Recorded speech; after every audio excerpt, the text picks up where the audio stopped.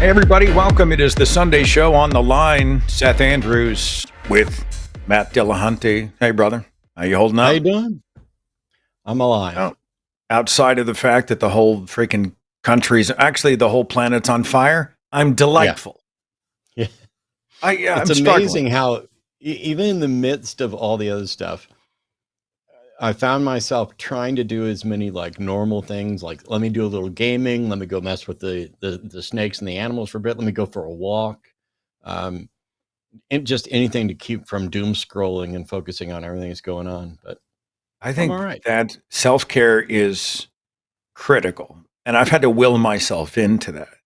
And I'm struggling because, I do a lot of the content that I do tries to address believers as I might have needed to be addressed when I was hardcore Christian. And by the way, I just released a podcast on the Thinking Atheist this last week that plays a lot of the old Christian radio stuff from when I was a believer. And it is shocking. Now, I mean, it's not just that I'm introducing Christian bands that we thought were awesome.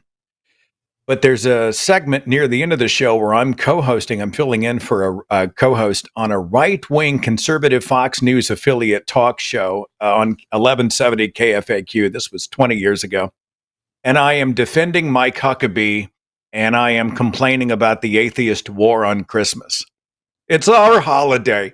It's the reason that everybody gets a day off. Jesus is the reason for the season. What's wrong with these heathen libs? I heard that, and I hesitated to even put it in the show because I was so humiliated.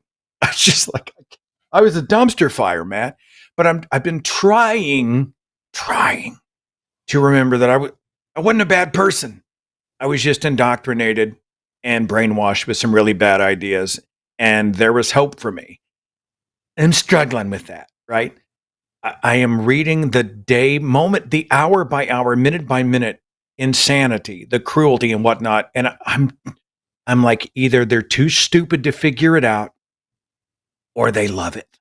They see the cruelty and they love it. And I'm having a difficult time conjuring up that grace that I'm supposed to have, Matt. And I don't know. Does that make me a bad person? I feel like it makes me a bad person. So this could be a bit of nostalgia and flawed thinking, but I don't think it is. When we were believers, I was a full-on Rush Limbaugh ditto head for a period of time. I would spend my lunch hour listening to part of his 3-hour show. I had his books, and I was definitely on the right. But the stuff that the right does now, I don't think I would have gone along with then. And where we drew lines and where there was any sort of cooperation, at least back, people still respected the rule of law and things like that, and precedent mattered, and the Supreme Court wasn't in the business of king-making. And like I said, I could be looking back with nostalgic eyes to be like, oh, I wasn't that bad, or I might have been. But it feels to me like things have dramatically changed, and not just oh, we're not going to tolerate that, you're not going to tolerate this. It's Flat Earth wasn't as big a deal. Anti-science wasn't as big a deal. It's overwhelming. no, I think you're right. A great example for me is, by the way, theist callers will get priority. So dial in. I think there's going to be a number on the screen or whatever. And we would like to hear your proofs, your evidences for God, or if you want to talk about something along those lines. When I was a devout believer, it's a point of contention in my family. My parents met at Oral Roberts University. Now, for those under the age of 25, Oral Roberts was a tent revival, Sunday go to meeting, name it and claim it, faith healer. He was a total con, but he was huge in the 60s, the 70s, and the 80s.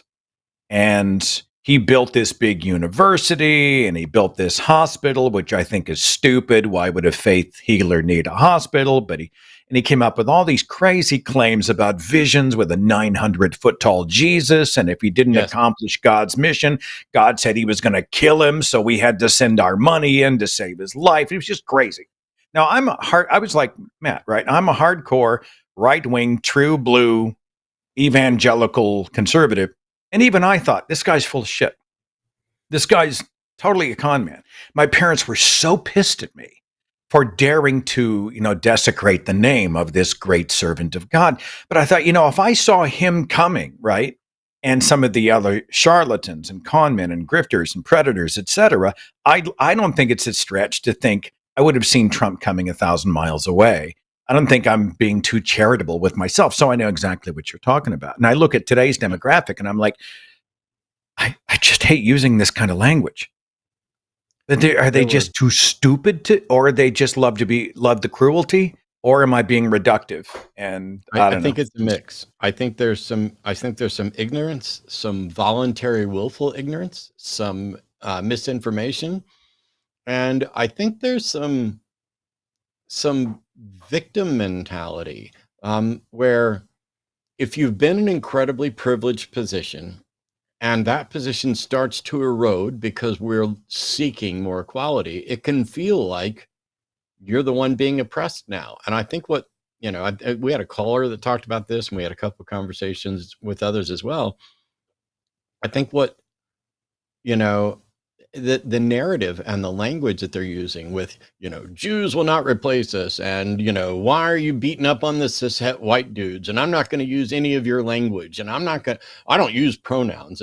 Yes, you did. There's one in that sentence, dingbat. And it's like, it seems a lot of reactionary stuff of, I used to complain about the hardcore libertarians being kind of, hey, I got mine, screw you if you can't get yours thinking. But now they've been so convinced that they're coming for our kids, they're coming for our freedoms, they're coming for our jobs, they're coming for, our guns and whatever else. And they just stockpile all of that to where it seems reactionary. I don't know if somebody out there wants to say, no, here's the thing. I'm with you. When I was growing up, my mom used to watch televangelists all the time. I saw Jimmy Swaggart get busted cheating and then sit there and cry and get back to the top almost. And Oral Roberts, I saw a 900-foot Jesus in Tulsa, Oklahoma. Yeah. And but I was also taught that there were charlatans, and that, the Bible specifically says, there are people who, will come to me and say, Lord, Lord, and I'll say, depart from me, for I never knew you. That by their fruits you'll know them. And so it became obvious to me really quickly that some of these people are scamming. How do we tell who is and who isn't? And what I was told at the time was, that's not up to you. God will inform you through the Holy Spirit. God's the only one who knows who's actually saved and not, who's actually sincere or not. But the Bible says God's word will not return to him void. So even if Jimmy Swaggart and Oral Roberts and all these guys are absolute con artists, as long as they're preaching the word, that's still a good thing. That's how I was taught. And that's how I rationalized supporting it.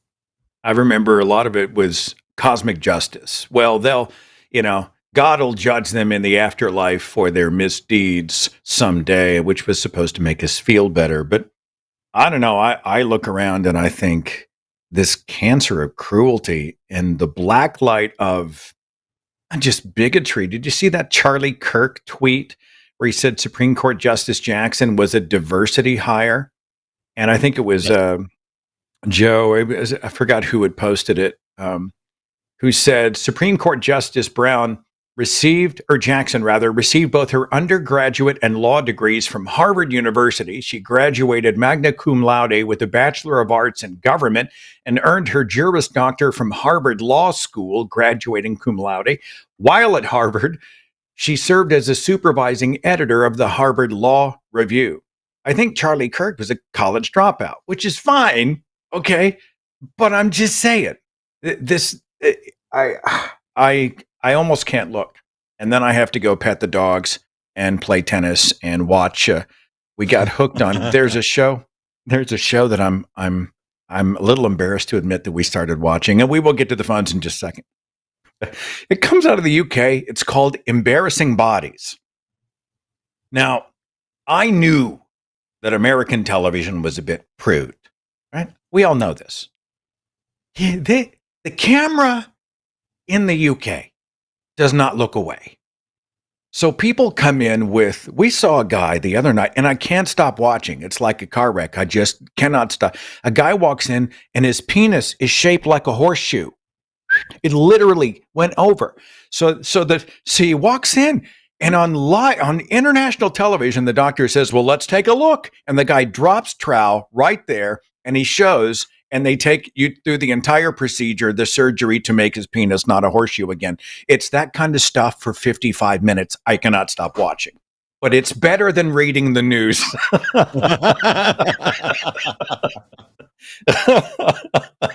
When you said petting the dog, and I just want to get this last thing in because there's people out there who know, and then you can move us on to callers. You said petting the dog. It took me a second because we don't have any dogs, but petting the dog is code for myself and Arden for hitting our little THC vape pen things. Because at night, in order for me to get past my diabetic nerve pain and actually get more than an hour and a half sleep, I'll hit that pen and just get blitzed and lay down.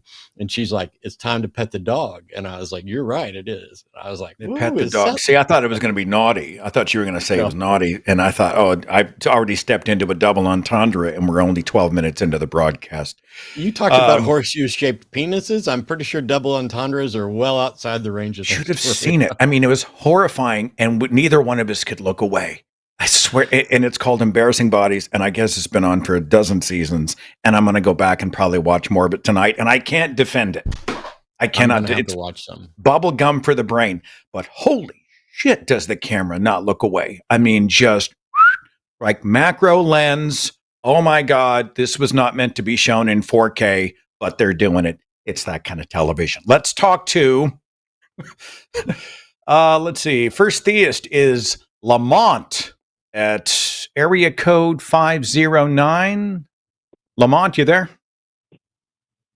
Yeah. Hey, how are you? Saying your name correctly? You are. Lamont is my name. All right. You're on with Seth and Matt. What's on your mind?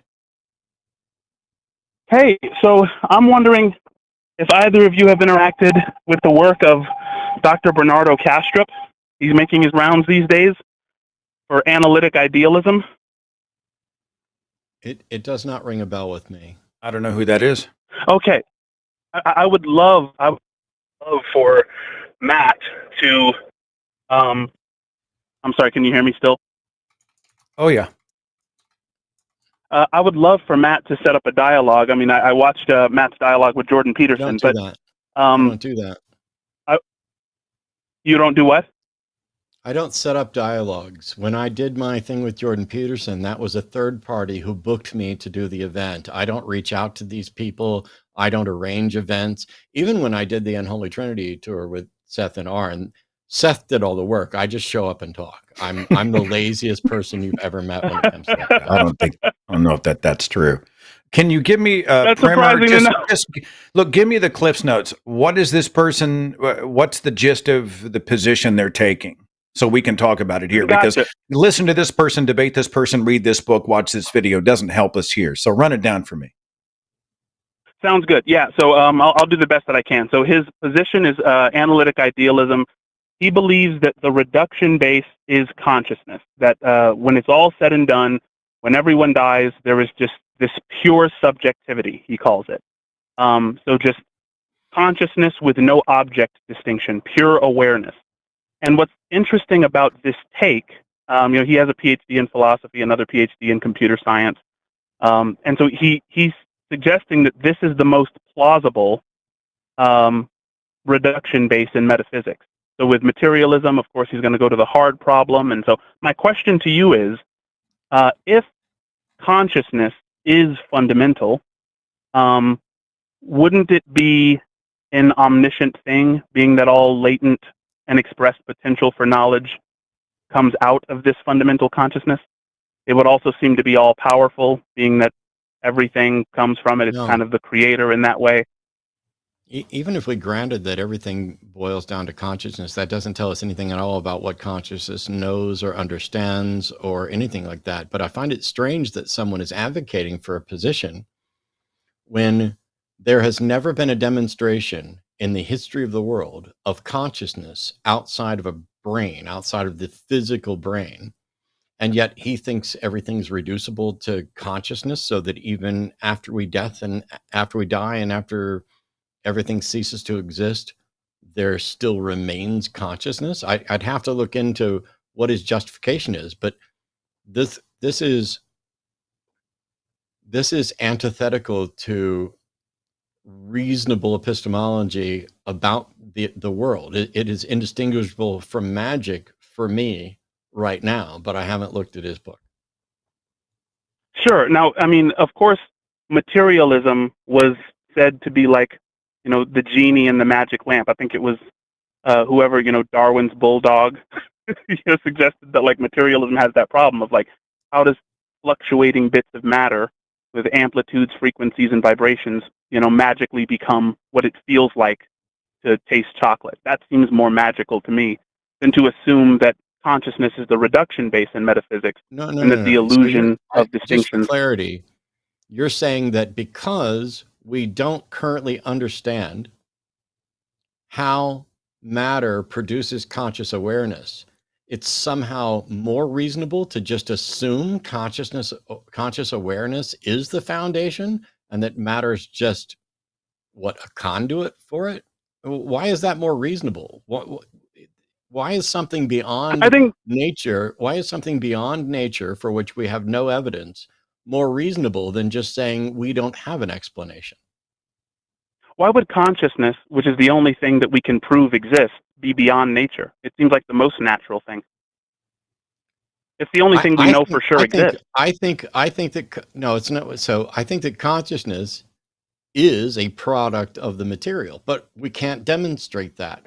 And so the right answer then is, what's the explanation for consciousness? And the right answer is, we don't know. I don't understand how someone can justify claiming, well, because we don't know, because we don't have an explanation, therefore it becomes reasonable to assume that consciousness just is the foundation. That is fallacious and absurd. Well, I mean, isn't it true that, I mean, if there is an explanation that is free of absurdities or contradictions or those kinds of problems, that it becomes more plausible than ones which are ridden with those problems?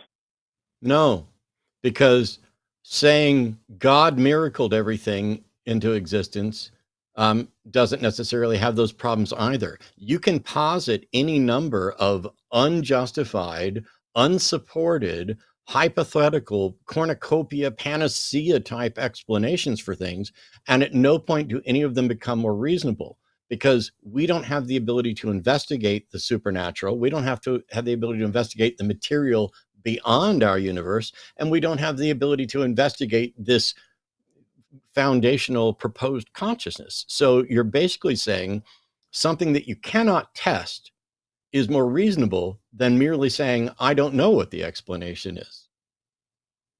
Well, I mean, saying I don't know is not, I mean, that's just kind of a state of withholding. It's not really giving, an answer at all, right? I'm not going, I think we should start with that. That's a healthy place to start. What it is, Lamont, is saying, I'm not going to accept things until there's sufficient evidence to warrant it. And you're telling me that it's more reasonable to accept something that does not have evidence for it and seemingly cannot have evidence for it currently. And no, I won't do that. That is flawed epistemology. That is magical thinking. It is how religions and other things like that start and support themselves. So no, I reject that. But what I think you realize that physics, for instance, would be neutral on metaphysics. So science is metaphysically neutral, and so it's a philosophical discussion. It's not one that's going to have testable predictions. I'm sorry, Lamont, but you don't get to try and find a way out by claiming that because it's untestable, that makes it more reasonable. You're just wrong. Well, I never if I said may, that. hang on, Lamont. If I'd like to just throw this out, just for clarity for me, so I can Sure. listen and play along. When you reference metaphysics, you are talking about a reality that exists beyond the material, the testable material world. Is that what you mean by metaphysical? No. As a matter of fact, materialism is actually a metaphysical position. So metaphysics just means No, it's no. having a discussion about the know what. I think There's philosophical materialism and there's methodological materialism. You have to make a distinction. I'm not a philosophical materialist. I'm a methodological materialist in that I recognize that the material world is all that we currently have the ability to investigate. I do not assert that that's all there is, nor is my position or any of my responses to you contingent upon that. It is entirely about testability. Propositions, something isn't even a hypothesis if it's not testable. And so you are advocating for a position that is not testable and declaring that it is more reasonable than simply acknowledging. But there are certain things. Never mind, I'm done. There are certain things that are not testable that are true, despite not being testable. I don't care if they're true. I care if it's reasonable to believe they're true. There are plenty of things that are true that you will have no justification for believing. That is irrelevant. But I think my question, if I may, Lamont, if there's a dichotomy, if there's no way to test whether or not it is true, how would I be able to embrace it as a truth? Well, for instance, if you were to say everything true, everything believable should be testable, everything that you believe should be testable, that itself isn't testable, and yet you believe it.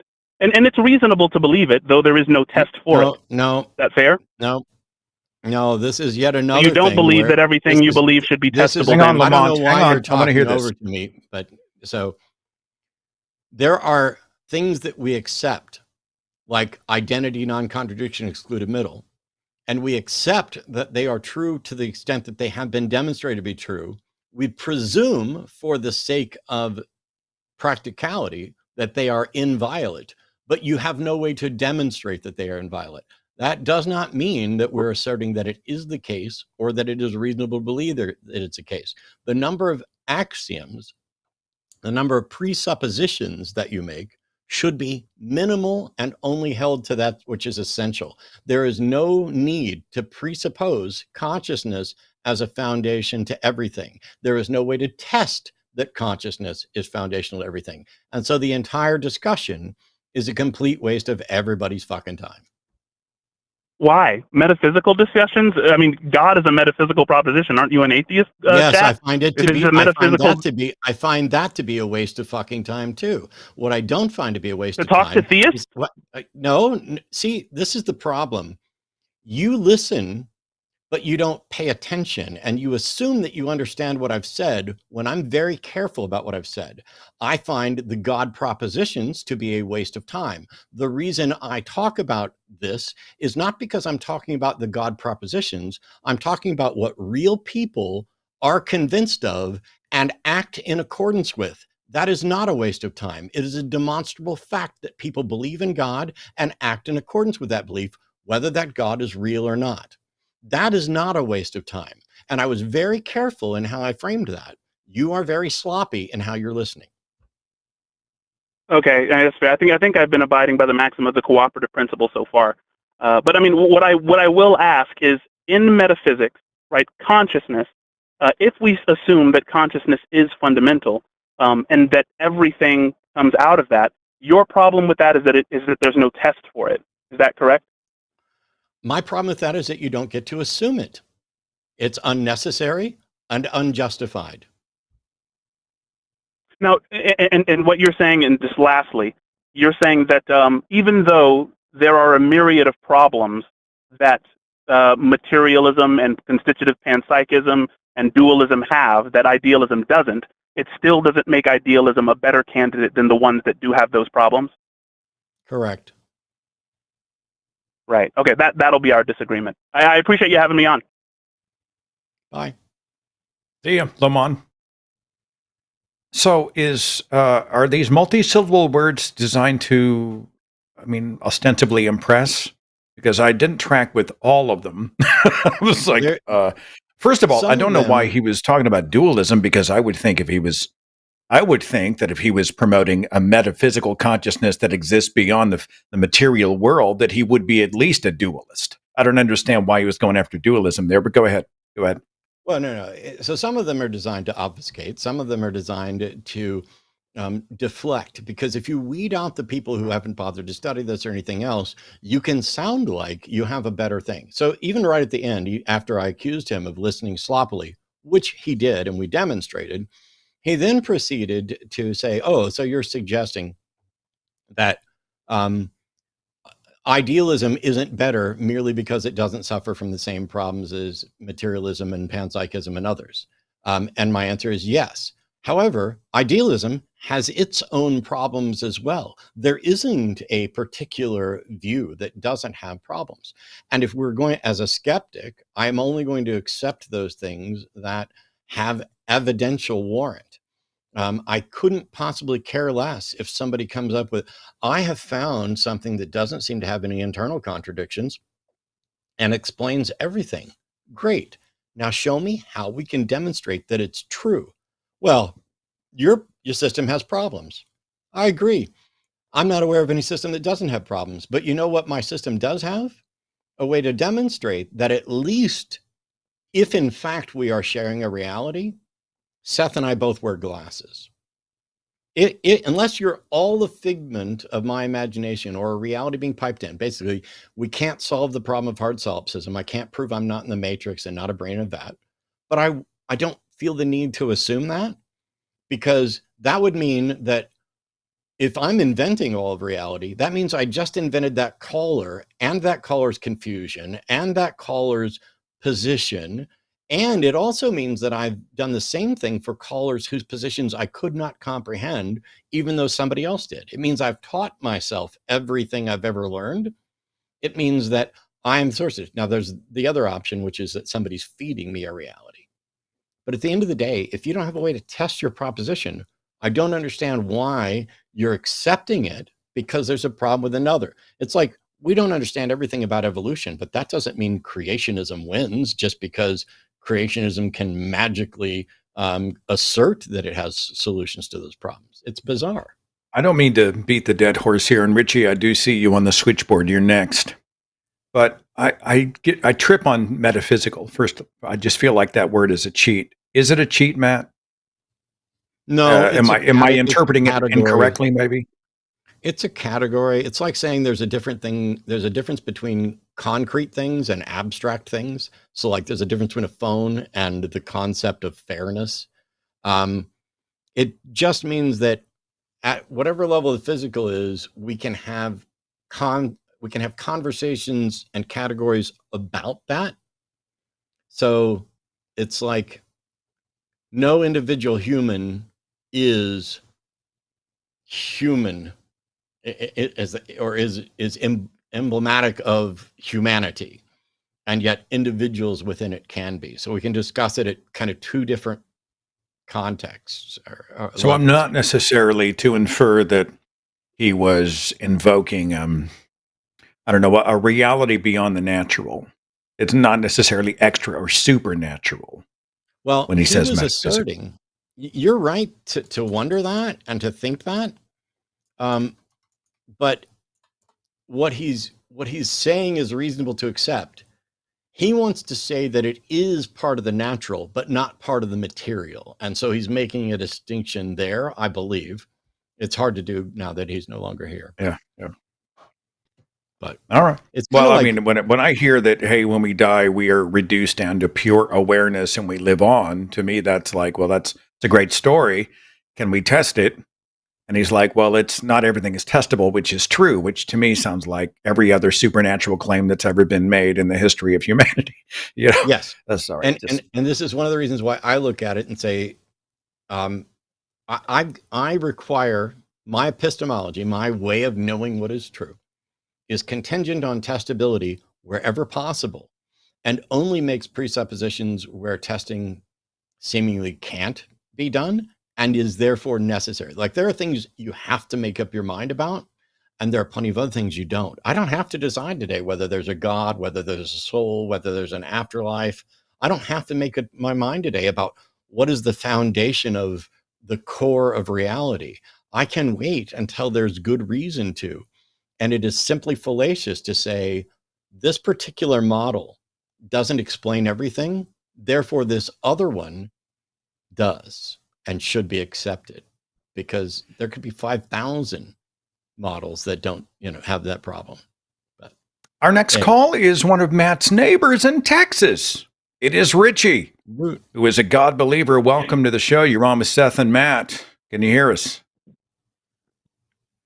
Hello, how are you doing today? Groovy. What's on your mind? Okay, so reality is God. That's what I want to present. Reality I'm sorry, is God? reality is God? Uh-huh. Is reality Yes. a conscious agent? Reality is everything. It is conscious, it is unconscious, it is beyond conscious. What's the It justification? encompasses everything. So would you at least agree that for example, the God of classical theism is this thinking agent that does things and is all powerful, all knowing, blah blah blah, and that generally speaking, God. hang on. Yes. Wait, you don't agree that philosophically speaking, the God of classical theism is an agent that does things and is all knowing, etc.? You don't agree with that? No. Okay, then you are demonstrably wrong, and you need to go investigate this, because if you look up the phrase God of classical theism, that is exactly what the God of classical theism within philosophical discussions is. I did not say this is the God you were talking about. I'm making a distinction between your claims about God and the philosophical concept God of classical theism. So you're wrong. That is what the God of classical theism is. And then from there, we can step down a notch to say there are other proposed gods that don't fit into that model of the God of classical theism. So your God, so that's seems a very limited and narrow definition. Hang on, Richie. I wasn't at a point yet where I'd ask a question to continue, because if you don't know what the God of classical theism is, now I have to add in a little extra. So you're proposing that the entirety of reality, which we don't know the scope of and we cannot define, is God. It's not the God of any religion, or at least none of the structured religions. What is the justification, and what do we get out of calling reality God instead of just calling it reality? So just like a few seconds ago, you said the entirety of reality, right? But there is no entirety of reality. Like there is no like incomplete or complete reality. There is only one reality, and it is beyond all mental concepts. I will be useless in this discussion. So, Richie, are you familiar with the Jordan Peterson phrase generator? Because I'm getting a flash right now. I feel like I'm listening to a random word generator. I'm not at all tracking. I don't understand your point. Let's give you one more crack at it before we move on. In a nutshell, what is your point? My point is like there is a reality, like a supreme reality, and that reality is like beyond mind and beyond everything, and that is you can say God. Like I don't believe in a personal God. It's an impersonal God, not like God of the Bible or the Middle Eastern traditions. I think we may have spoken before, Richie. I'm getting a flash here of a previous conversation. Is it that there are things in the universe that are unknowable, therefore God, or is it that we simply are too limited in our scope to be able to discover everything? I mean, I don't understand why my knowledge base about the universe has anything to do with whether or not there is a prime mover, first cause deity, deistic deity. I don't know. Help me understand that. Can you please repeat the question? I don't understand. Is it that Hello? I cannot understand the universe, or is it that I simply can't see far enough into the universe to know what I need to know about it? Oh, we can understand the universe, and we have seen many things, and we have understood many concepts. Okay. So, yeah, so that's not an issue. So at what point does any of this conversation require a God? No, like you are taking God in a completely different sense. I said I don't believe in a personal God, like All all right, fine. An controller, all who impersonal God. controls. Hang on. Let's Yeah. understand terms. Is this a God with agency, a personality? Is this some other, a watchmaker type God that spun everything into existence? Or are you referring to nature as God, the cosmos as God, because it's bigger than us? Yes, yes, cosmos or nature. That's what God is. Okay. So essentially, you have just decided that you're going to call the cosmos and its complexity, especially the parts that we do not yet understand and are beyond our knowledge base, you're just going to arbitrarily call that God? Yes, it is God. Why is it God and not just natural phenomena? Why would it be God or godlike? God, like how people understand God as something like supreme or supreme reality. That's why I call it God. But you can call it by different terms. And indeed, it has been called in different terms in different traditions. What So, happens? but by What God is happens? like more. What happens if Yes, we don't accept your definition of God? What happens to us? nothing. Cool. This is a What waste of happens? Like in everybody's what? time. So Your you don't. God is a waste of time that nobody should spend a half a second even thinking about or discussing. I don't need people Wait, calling you in with don't go to bong rip, hell. stop talking. I don't need people calling in with bong rip theology while people are advocating for agent gods that they're going to then vote about on behalf of and marginalize other people. I could say the pile of poop that I just removed from the snake enclosure behind me is God, and it is absolutely equivalent in value to your proposition. This entire conversation is a waste of everybody's time, including yours. Reggie, thanks for calling. I'm going to drop that one and move on. You know Yeah. what, Matt? This pen is God. There you go. For the rest of, you know what? No. My alien, my xenomorph coffee mug is God from now on. For the rest, Why not both? I Your just cup and your arbitrarily pen, they're both God. hang on. The cell phone is God, so now we have a trinity. We have a trinity. Okay, good. We just arbitrarily have decided that. It's really an interesting point, though. Before I move on to Steve, so you and I think, line up in that our focus right now is the people invoking a specific God with a proper name to enact tremendous injustices and cruelty on the rest of us, to cheat humanity, right? Because they have specific commands they are following, specific dogmas that are guiding their thinking. They are brainwashed by a very specific doctrine. And so that is my area of focus. If I walk into somebody who thinks, well, I think something out there started the universe in motion and then just doesn't really involve itself in our lives, but there's probably a God out there. I just wink at those people. Great. Knock yourself out. That we can have that conversation when the rest of the world is not on fire. Because right now, I'm more interested in those people who are invoking a specific deity with a proper name. And I think that's what I was hearing you say. Is that close? Well, I mean, it doesn't necessarily have to be one that they can name or anything else. But here's the thing.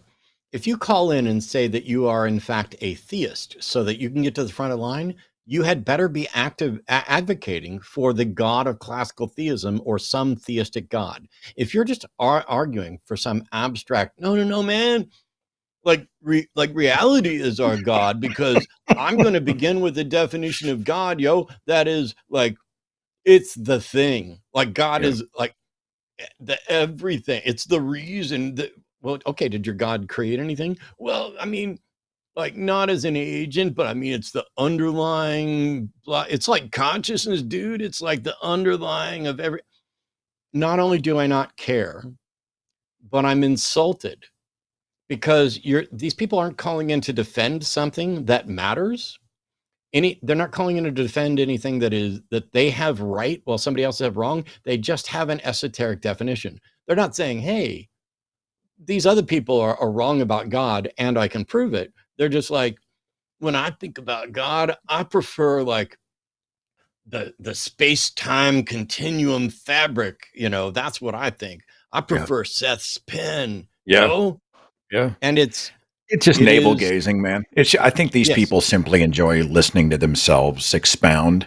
And I don't know. I don't know if they cloak it in multi-syllables or, specific philosophical or even scientific terms to try to mask the vacuous nature of some of these arguments.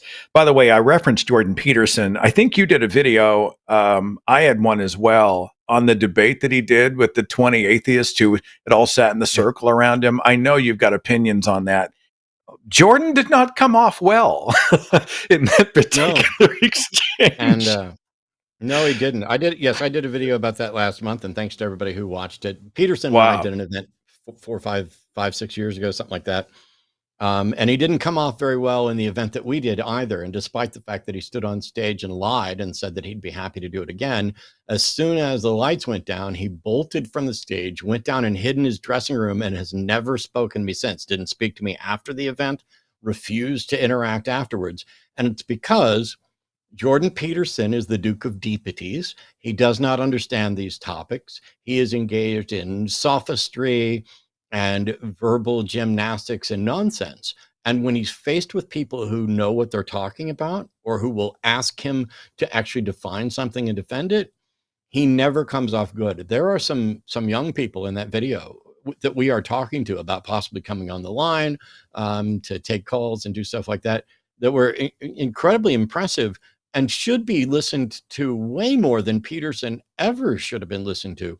And so I'd like to see, for those that don't already have a big platform, I'd like to get some of them on here to see how they do. David McAfee, who is an atheist and an activist, he has a theology degree, came out of the faith. He's written like 9 books. He's this young guy who's accomplished so much. He was the second person to sit in the chair. I wish he'd been given a little more time. But it was fascinating to watch. And there were 2 things, and I'm going to take just a minute to talk about it because I think it's relevant to our previous caller and overall. There were 2 things that I found fascinating. First of all,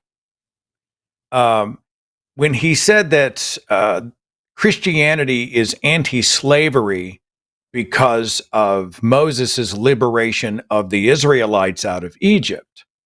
And I think somebody said, well, hang on just a second, because just a few verses later, masters are instructed as to how to own slaves, generational slavery, how badly you can beat your slaves. And he just skipped it.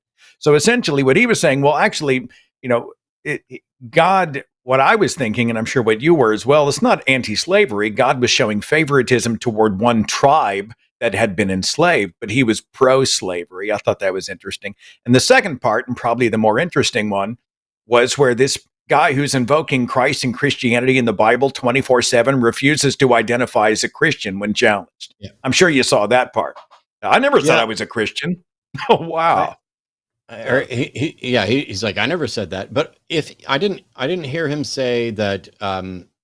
So if he said that Christianity is anti-slavery because of what Moses did, he's even more confused about the basics, because what Moses did isn't Christianity, that's Judaism. Help me out there, because isn't this like a Venn diagram where the 2 intersect? I mean, it's like because the if Jewish you're a Jew and the Old Testament essentially are blending at that point, aren't they? Only for Christianity. For Jews, Christianity is irrelevant, and yet they still, go along with Moses. They have the Torah and the Talmud. If you're a Jew that is not a Christian, why on earth would Christianity get the credit for what Moses, one of the founding, the key figures that founded your religion? Yeah.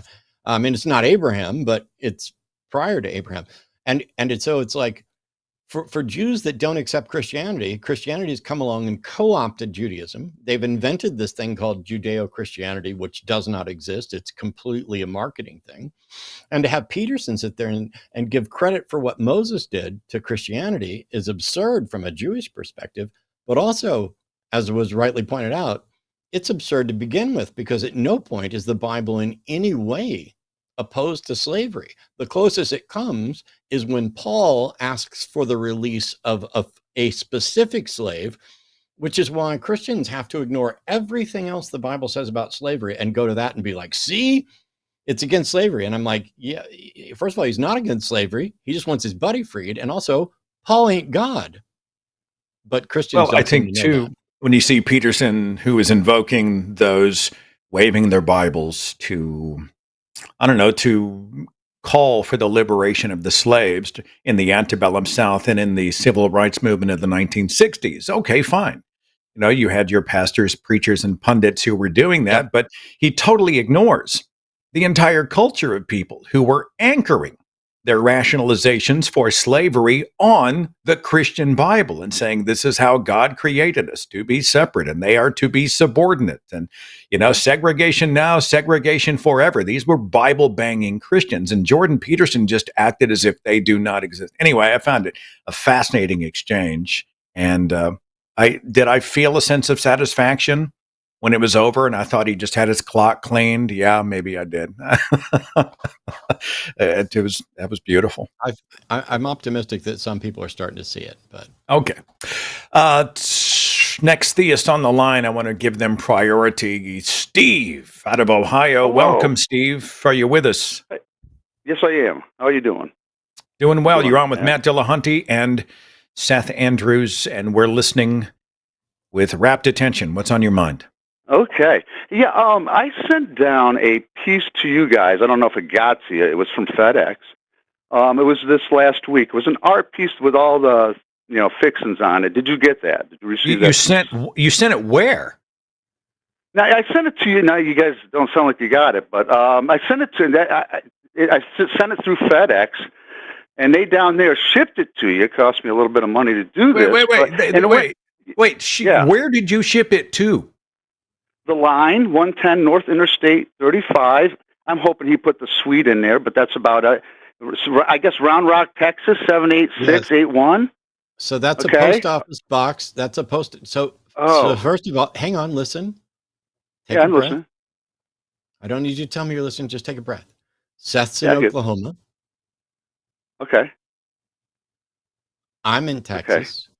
Neither of That's us the reason. run the line. Wow, never mind. Okay. I don't. I got need you. Apple. I'm figuring this out already. No, Can you do me a I favor have then? no interest. I have no interest in continuing to Okay, explain this. What about Daniel chapter 8? What about Daniel chapter 8? Continuing to explain this to someone who won't Trump's let me not finish done with the war. Trump's not done, and we're going to lose. We're going to lose. Who won't let me finish one fucking sentence without trying to talk over me. This is really simple. I would love to hear what you have to. I would love to hear what you have to say, Steve. But you have to let me finish. And you're never going to win this battle, and you're never going to break my zen or my stride. Jimmy Snow runs the media, runs the line, and Jimmy may have your. Did you just hang up and run away? He hung up. He's gone. I feel cheated. That's so sad, because what I was trying to explain to your impatient ass was Jimmy runs the line, and Jimmy's the one who has access to that post office box, and Jimmy's been busy. So I don't know if he's gotten this thing or not, but if he has, and you sent something that was specifically for me, he would get it to me. But if you just sent it to the line, I may never see it. I would have loved to hear what you sent or anything else, but since you just yelled like a banshee and wouldn't let me finish even half of a sentence, I guess we didn't miss much. I get nervous. And I know that 99% of people who would send something in would send it in goodwill and in safety. Yep. But when you are a relatively public figure and someone sends you a package in the mail, I would be lying if I didn't said I had a moment of trepidation. Is there a dead rat inside, or something? Like, is this rodent forwarding? You know what I'm saying? You just never know. Oh, anthrax. Is that what's in here? I have no idea what's in here. So when he said, I have sent you something, I did have a moment of pause. What were you saying? Oh, I have an example. So this is, I don't like for people to send me things, and I don't like the expansion of sort of the parasocial relationships, because I don't believe it when somebody says, oh, I'm sending this to you, no strings attached. because in 99% of those situations, I start getting more messages from that person with more expectations on my time. And I understand it. And I'm not trying to be prima donna, but there was someone who had sent me a couple packages, and because they had my home address, and I was like, please don't do that. And they sent me another package the other day, and I ripped into them for violating boundaries. Now, the package they sent was incredibly nice. It's this, you can't read it, but it says Colonel R.G. Ingersoll's great speech is complete. Wow. I don't think it's actually a first edition, but it is from 1888. It is a nice thing. You can get these. I mean, they're not like incredibly expensive or anything like that, but it was nice. But it's like, what I had to explain to them is, if they said, hey, I've got this 1888 edition of Ingersoll speeches, we were just going to donate it to the library, would you rather have it? Then I can say, no, thanks, I've already got one. Or no, thanks, we're trying to get rid of books and things because we're going to move and we don't want to take it with us. Or yes, please, thank you. But when you don't give me the option, then it feels like you don't respect boundaries. And that person and I had a conversation, and they completely understood and apologized, and we've moved on. This is not calling them out at all. I just wanted to say, I got a nice book. But it does make me nervous when people say they're sending stuff. And it makes me more nervous when the person calls in and can't even wait for you to finish explaining why you haven't personally seen it yet before they are. I kind of want to rewind, because didn't you say something about we're losing or something? Losing the war. Yeah, and he mentioned Trump. We're losing the war. I don't know what Steve was all about. The one that gets me, it's hard. People reach out in good faith and in goodwill, tremendous goodwill. And it's an interesting situation, because when I go out in public, I have this tremendously honored position where people have heard me talk about my life. So they know about me, and they know about Natalie and what she's up to. And they heard about the dogs, and they ask about this, and they've heard these circumstances, and they know my backstory with family and blah, blah, blah. So they have all of this stuff that they already have.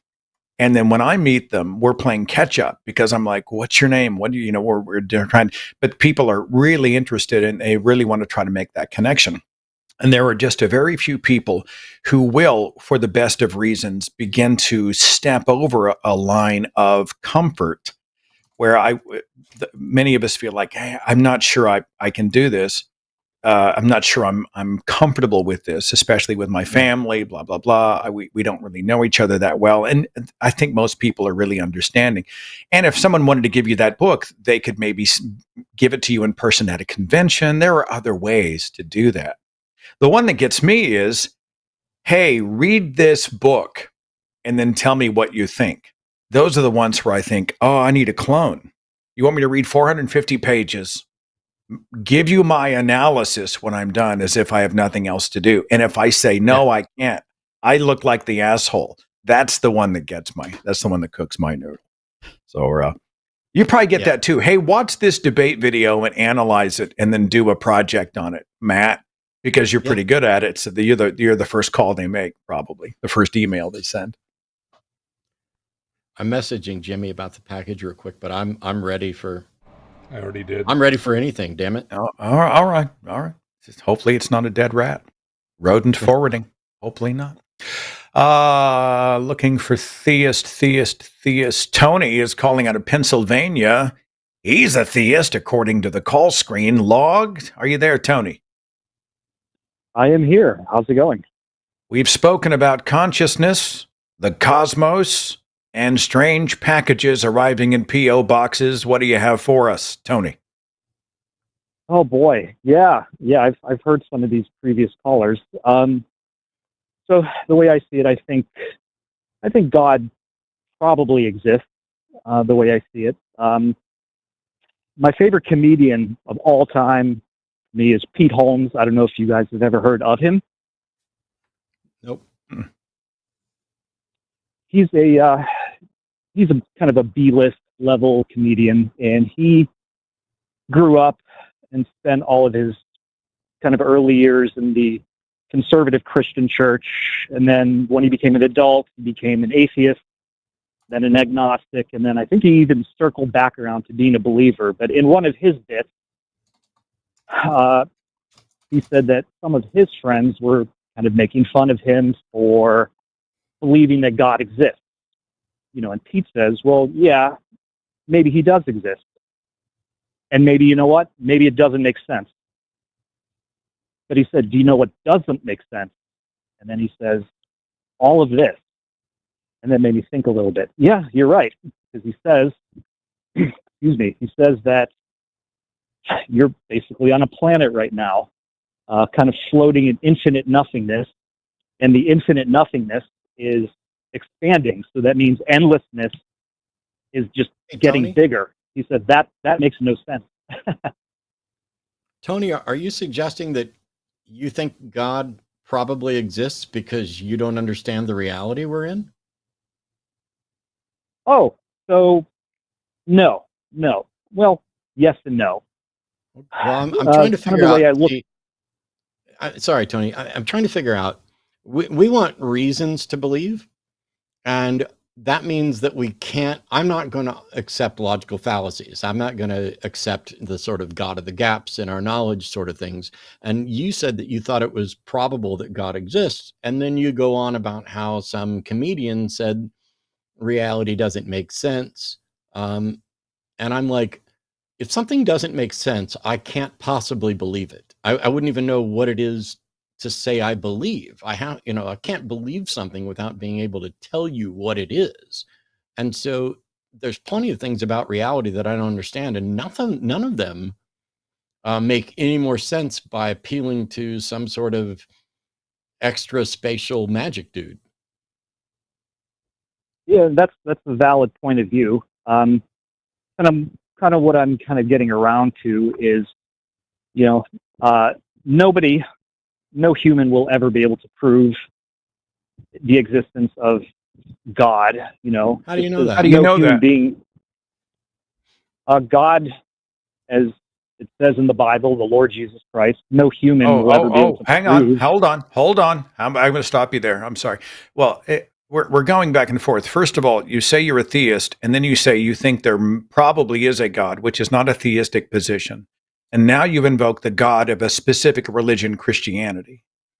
So What's worse than that? Oh, I am It's getting to worse that. than I that. promise. I promise. It's worse than that, because not only are you trying to use the Bible, but you just said that the Bible says no person will be able to prove the existence of God, when the Bible says in Romans that the invisible things of God's nature are evident to everyone so that they are without excuse, which to me reads as if everyone has a warranted belief in a God. And so you seem to be saying the exact opposite of what the Bible tells me. And if I can add an addendum to that, this is beyond the look at the trees, look at nature. God exists all around you. In the faith, we call this in creation and in conscience argument, meaning that even to your inner core, God will have proven himself to you. Yeah, that is true. I So you're a understand Christian. your point. It is yeah. The thing is, for me, is scientists aren't going to be able to prove the existence of God How do you know through that? How do you know that? through scientific method. It's not something that a human can do. Hang on. How I do don't you mean to know? Bigfoot you, Matt. Hang on. Forgive me. No, it's fine. We're Every asking the same story question. in the Bible is the supernatural deity interacting in the natural world. That point of interaction is measurable. It is testable. It's like the argument between the soul and the brain, right? The mind and the brain, or the soul and the physical brain. The point where our souls interact and drive consciousness, behaviors, attitudes, agency, etc. That is a scientific question. So God should be provable scientifically. No? That's a question I've never really thought of in great detail before. Well, Do you think that Go God ahead. interacts with reality in a detectable way? In a detectable way, no. I think he does. Then aren't you claiming that you've detected the undetectable? Well, I am getting to that, I promise. Okay, I'll be quiet and let you get to it then. Just as, just the same way we can't really prove how the universe came into being. Obviously the dominant theory How do you is know that? the big. How do I know what? How do you How know do you- that it will never be able to be proven how the universe Yeah. began? How do you know that? Seth and I keep asking this question every time because you, on multiple occasions now, have not just asserted what isn't currently known, but what can possibly be known. So you keep, scientists will never be able to demonstrate this. Scientists will never be able to. How do you know what we'll never be able to do? What special power have you been imbued with to know the limits of human understanding 25,000 years in the future? Well, maybe there's a little bit of hyperbole in what I'm saying. Let's get back to reality and avoid the hyperbole then.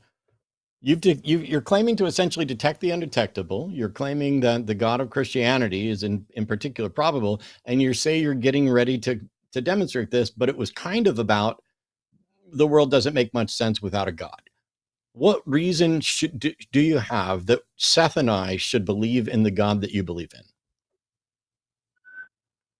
Well, out of all of the things that don't make sense, I have to choose the thing that makes at least slightly more sense. No, and you that don't. is, no, of course you don't. I do. Then why did you just say you in my did? brain. And then as soon as you just said that you did, and then when I said you didn't, you said, of course you didn't. So in fact, you're agreeing with me that if there are things that don't make sense, you don't have to accept them. And I would say that as a rational course of action, not only should you not accept things that don't make sense, but you are engaged in active deception if you tell yourself that you have accepted something that you do not understand. That is not possible.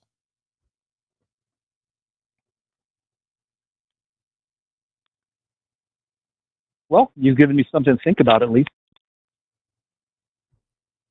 Okay. Fair enough. Anything else? No, that's it. That's all I have for you today. I appreciate you taking my call. Thanks for calling, Tony.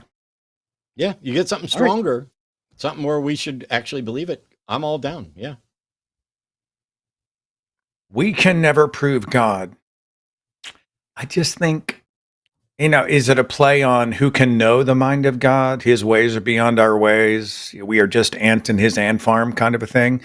Because the same Bible, and he invoked the Bible that said that, who can know the mind of God also says that he does, and that he works in mysterious ways, also says that, he is everywhere.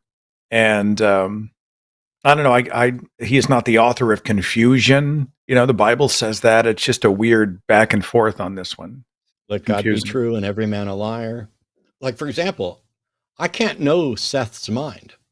And yet I am supremely confident that my friend exists, not just because we are interacting on a show, but we've been in each other's presence. Now, that is all predicated on the assumption that Seth isn't a figment of my imagination. And that I acknowledge. That's a presupposition that reality is real. It seems to be necessary. It's a presupposition that even the caller makes.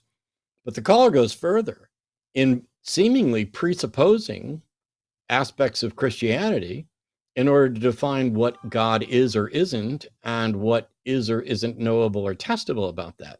And so this, we can never know, but we have to choose. No, beliefs aren't subject to the will in a simple sense of, there's no such, I don't accept doxastic volunteerism. You can go look it up if you haven't heard that before. But also, it's a way of saying, hey, I've got this thing that I can't demonstrate, and I'm not sure if it's reasonable, but I like it. And as long as nobody can ever prove me wrong, I'm going to stick with it. And you can say that. I will point out how absolutely irrational that is, and how if you said that for other things, like Well, I have this esoteric, understanding of what makes one person better than another. And I'm just going to say that if your IQ is over this number and you are 73% or greater Caucasian, you are better than other people. And if you can't prove me wrong, it's reasonable for me to just keep saying that. This is an exercise of faith, and there is no position that you cannot justify by appealing to faith. Tony, I would also like it on the record. Blessed are they who have been in my presence. Because he said he's been in my presence. That just sounded rather omniscient and omnipotent for the moment, and I was enjoying that. The next caller is not a theist, but I think this is relevant. Chris is calling out of Georgia. Oh my God, what's it like being a heathen down in the state of Georgia, Chris? Yeah, I'm certainly a minority down here. How you holding up? Doing all right. I've got a few atheist friends down here. I went down and did a presentation. I did a tour of the South, a speaking tour of so many southern states. And I remember when I spoke, I was in what part of Georgia? It's been years, but we had a ton of people show up. But I was amazed at how many people had lied to their family and friends about where they were going. There was a couple who were like, "Oh, we're in a marriage retreat," or "Oh, we're going on a date night." They totally just played it cool. I think they crawled into the venue out of the parking lot in the prone position because it is such a religious area. Forgive me, Chris. What's on your mind? Did you have a comment or question for the show today? Yeah, I had a couple questions. I was wondering, Matt will be out of back in all a the second. He is theists, listening, but we lost his video feed, and that's purposeful. Go ahead, Chris. Go ahead. yeah, out of all the theists and Christians that I've encountered, and when I ask them about stuff in the Old Testament, I either get like one of two answers, and one of them is well, in the Old Testament there's moral law, civil law, and ceremonial law. So that bad stuff is like civil law, and that wasn't made by God and stuff. And then the other answer they'll give is, well, that stuff doesn't apply to us because those rules were for only people in Israel. And I was just wondering what kind of counter argument would you have to that? Oh, I guarantee you, those who were at the end of the sword during tribal wars that were instigated by God were under the laws of Yahweh and received the results of those laws. I don't know. I'll start with you, Matt. What would you say to someone who said, well, it was civil law at the time and Old Covenant, New Covenant? Well, I don't know. So first of all, I have a video that covers this to some extent on my channel called "But That's the Old Testament," because a lot of Christians would just love to just dismiss whatever's inconvenient in the Old Testament. But the problem is that in the Old Testament is also original sin and the foundation of every prophecy that they could ever point to demonstrate that Jesus is their guy. But it doesn't matter to me whether or not you want to say that, hey, you can enslave the heathen that surround you is a civil law, a moral law, or whatever. It is immoral, and you need to explain how the God of the universe, who is supposedly the author and founder of morality and sustainer of reality and morality, would ever advocate for something that is clearly immoral, while also objecting to whether or not you wear fabrics of mixed cloth. It is beyond stupid to try to excuse the gross immorality, the genocide, the slaughter, the unequal rights. Women don't have the same rights and not allowed to own property in the same way. There's special rules for Jews that don't apply to others. And yet you can still run around enslaving people and you can beat them as long as they don't die within a couple of days. I don't care if you want to say, oh, but that was a civil law from back then. Hang on.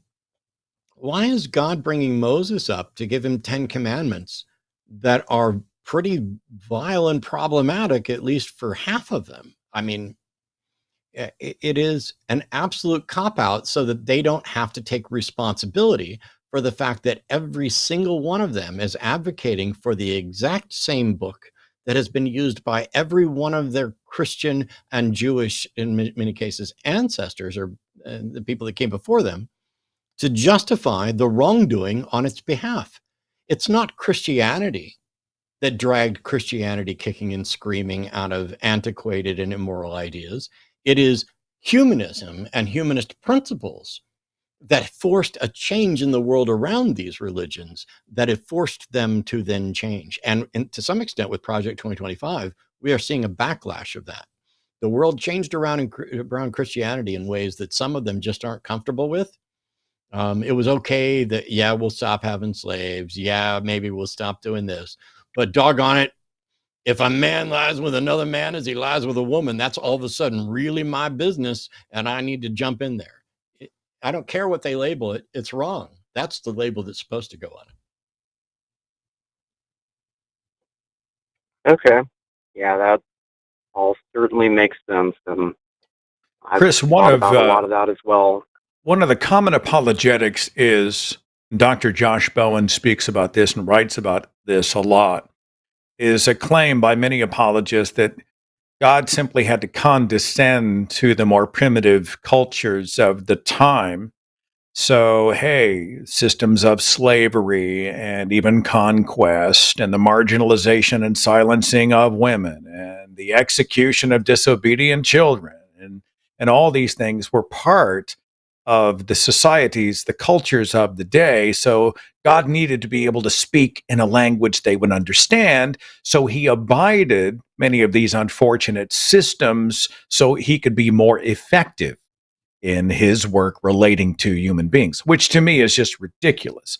Omnibenevolent God, right? The omni God is simply not able to talk to human beings and make himself clearly understood that genocide is wrong and rape is wrong and child murder is wrong and child sacrifice is wrong and all these other things is wrong. I mean, this whole idea that God can't, to me, tells me we have a real problem with the nature of God. So anybody who's trying to write off the Old Testament, I think, ask them, why are you trying to essentially razor blade out 60+% of the entire foundational text of Christianity? And Matt's right. There goes Adam and Eve. There goes the creation story. There goes the 10 Commandments. There goes most of the anti-gay verses that people are using to prop up their bigotries. There goes a shit ton of the foundational stuff that's being preached from literalist podiums today. And so, I mean, if they want to just slice out 39 books of the Old Testament, good luck with that. But you've just now made your own religion, a new religion, and it's not really Christianity. My favorite spin on that is to look at it from like the point of view of God as the creator of The Sims, except that he made The Sims too stupid to understand him, and he's not smart enough to know how to fix that.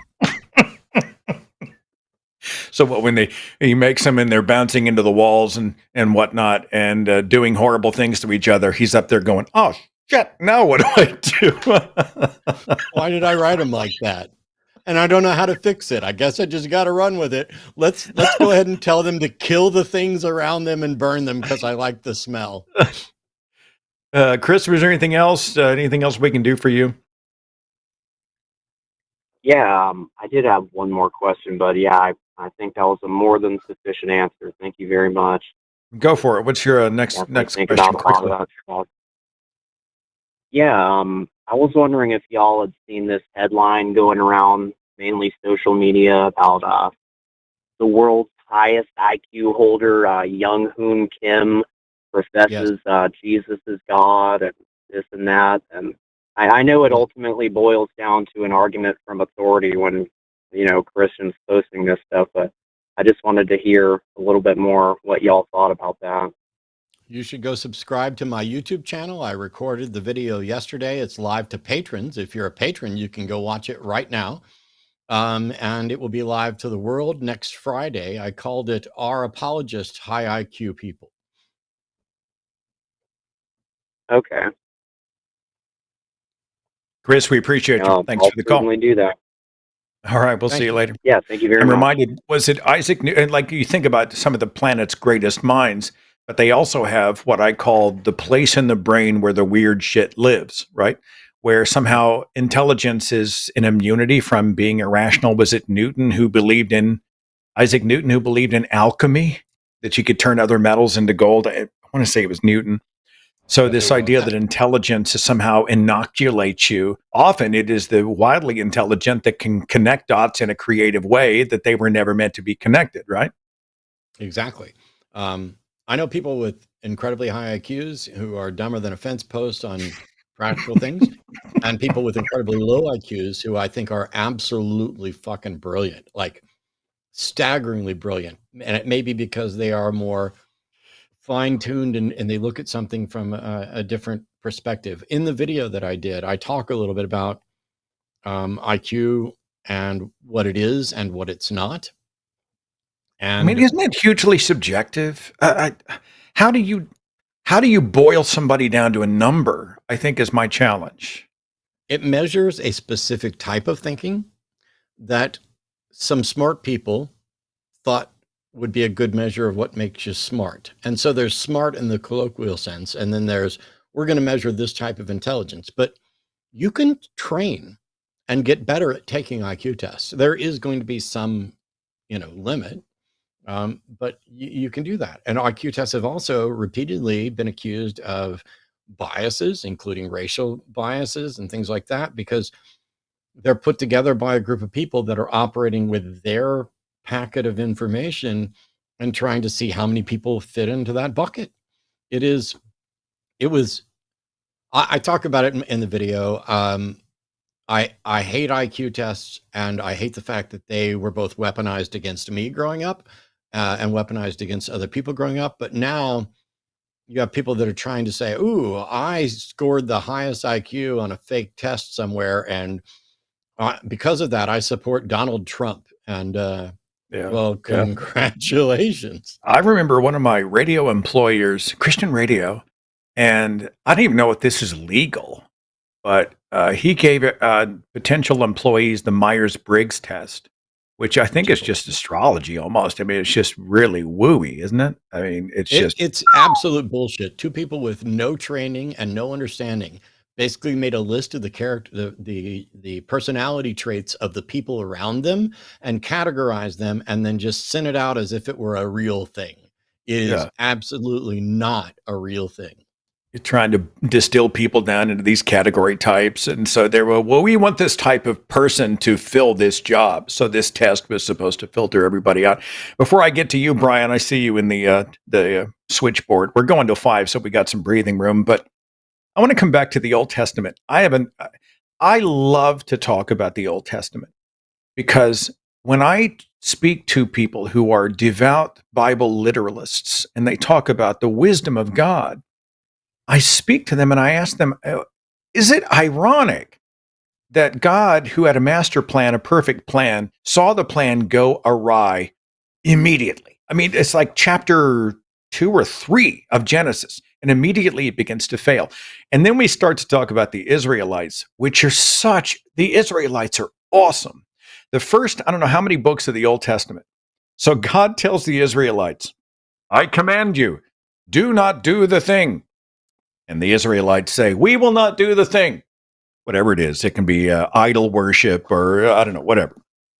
And 5 minutes passes, and then the Israelites go and they do the thing. And Yahweh's like, shit, you are doing the thing. I am angry. I will now smite you, right?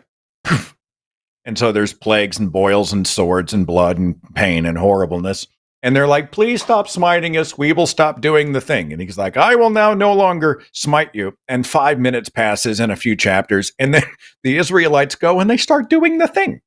And God says, I am angry again. I must smite thee. And the whole Bible is a God that's supposed to know everything past, present, and future being pissed off because he's surprised. And when I ask believers about this, they just literally, I can hear I can hear the pop rocks going on inside their skull. I don't know if you ever have those types of conversations. Do you even bother, Matt? Do you ever go there? I don't know that I don't spend much time trying to have those conversations. I will say that was the subject of the entire talk that I gave when we did the Unholy Trinity Down Under. That the one you did in the bathrobe? Yeah, and it's like, Yeah. why won't you love me? It's the Bible is a comedy of errors where God creates people, it immediately goes wrong. So he tries to fix it, it immediately goes wrong. He fixes it again, it immediately goes wrong. Then he decides, oh, I'm just going to pick this group of people and try to fix this group, and it immediately goes wrong. It is an absolute comedy of errors. And it gets right to the same thing of, evidently God made people so stupid that we can't understand him and he can't figure out how to fix it. It's weird. But, one of the angles that relates as well to our headlines regarding the chosen people is we have an entire culture of people who are using the Bible to justify blind support of Zion and Netanyahu, no matter what Netanyahu does, the genocide in Gaza, whatever's happening with Iran and whatnot. Israel essentially must be supported no matter what, at all cost, and cannot be questioned because this is part of a biblical narrative involving God's chosen people. And for many, it is a precursor to the end times, the ending of this world, so that eternity with Yahweh can begin. That's terrifying. Even we have major politicians who are invoking the Bible to justify blanket immunity for no matter what Israel or Netanyahu more specifically decides they want to do. And this is epidemic among Christian nationalists in this country, right? Yeah, it's one of the reasons why I don't have any interest in taking the bong rip theology calls when people are actually believing in a biblical God and using that to sanction genocide and wars. Brian is calling us out of Georgia. Brian, are you with us? Yes. Welcome. You're on with Matt and Seth. What's happening? Hey, so I grew up Jewish, lasted about 10 years, and then, after 4 years of being atheist or agnostic, I know you define things a little differently. Just married into a Christian family and actually exploring Christianity. And I actually think I have, first of all, I'd like to challenge your epistemology, but I actually think I can come up with a good, reasonable explanation for theism. Christianity or Judaism is a little harder than that, but I still think it's possible. So my biggest issue is it sounds like so science is built on a mountain of assumptions, right? Let me give you an example. Dark matter, dark energy. Hey, Brian. You've heard the whole something. Yeah, go ahead. Science is not my epistemology. Mm-hmm. I mean, okay. Science is inferences and inductive reasoning that is built on other things that we know and understand. And science is rooted in the best epistemological groundings, but science isn't my epistemology. So I just wanted to make sure that when you said you were going to challenge my epistemology and you start going to science says stuff and it's based on other stuff and it's about dark matter, none of that is relevant to my epistemology, not even in the slightest. Okay, but we're all seeking truth, and I would say I've heard you invoke, burden of proof, for example. Yes. While resting, like for example, in the 1900s, I could subscribe to the miasma theory and the humors and so forth, and you would introduce something that something very reasonable in modern science, and I'd say, okay, well, it's the burden of proof is on you. And if you didn't have the tools, no, that's not. That's not how you that would works. admit that it's not. No. Hang on. I had to look this up. The miasma theory, a discredited medical theory that proposed diseases like cholera, Black Death, etc., were caused by bad air emanating from rotting organic matter. I just needed a primer on that. Go ahead. That's where we get the word malaria. Thank you. Thank you for that. But if you hopped into a time machine and talked to all the scientists in the world at that time and didn't have the electron microscope and other things, Brian, how could you prove it? Brian, I don't have a time machine, nor is it my position that the scientists were always right. Science isn't my epistemology. Would you please get to the justification for theism and stop engaging in, oh, but back then they used to believe this and now we know it's wrong. Yes, you know how we know it's wrong? We know it's wrong because of good epistemologically founded science. It's not like religions have ever disproved anything or proven anything. They are not a path to truth. They are not an epistemology. They are an absurd abuse of good epistemology. So let's stop with the time machines and what science got wrong and show why you're right. Okay. Okay. So first of all, it's the current state of science. Would you agree? It seems absurd in its explanatory power. For example, visualizing light as particles, which we know is not true, and explaining the origins of the Big Bang. No, Brian, and I'm not going to answer one more simple question from you that avoids you want to hear the argument that avoids you doing what I just fucking asked you to do, which is stop talking about it. Let's imagine for a second that there are no scientific findings at all that you find objectionable or problematic because they're all fucking irrelevant, just like it's irrelevant what I think. I need you to say, here's what my position is. Here's why I think it's right, and here's why you guys should agree with me. Can you do that or not? Okay. Yes. All right. So cool. So the fine-tuning argument, would you agree that some estimates have been the chances of this occurring are 10 to 100th 20 power, right? Do you agree with that? I mean, all the fine-tunings, the anthropic arguments, and so forth. Gravity, the specificity of strong force gravity, lambda, all that stuff. So Brian, I find this incredibly annoying, and I'd like to explain why, and then I'm going to stop. Okay. Okay.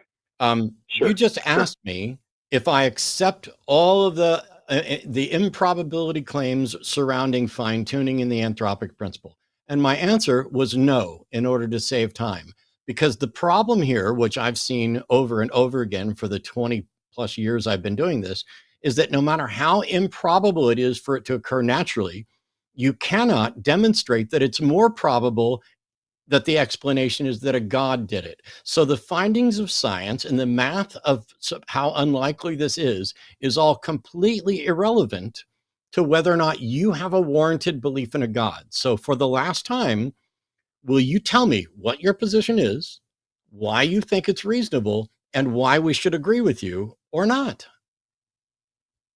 Okay. I think so. There's something. Yes. I think let me paint an analogy. This is the inverse gambler's fallacy, right? So if someone rolls 1,000,000 sixes on 1,000,000 dice, right?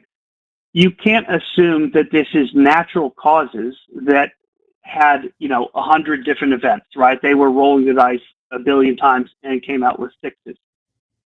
It would be a fallacy not to also evaluate that they were fixed or an agent, an intelligent agent like a God, Hey, Brian, I don't need you to explain fallacies to me. That's my job, which I've been doing for decades. I need you to say my position is, I think it's reasonable because, and I think you guys should agree because something you've now said 3 times that you could do, and you have not been even in the ballpark of doing that. I don't need you to explain fallacies to me. I need you to state your position and why it's reasonable. This is your last chance with me. Seth can keep trying this with you till the end of time. But I have now asked and had you claim on multiple occasions that you're willing and able to do this, and you have not. There are other callers on hold.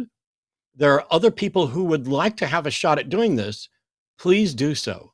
Tell me what you believe, why you believe it, and why you think we should.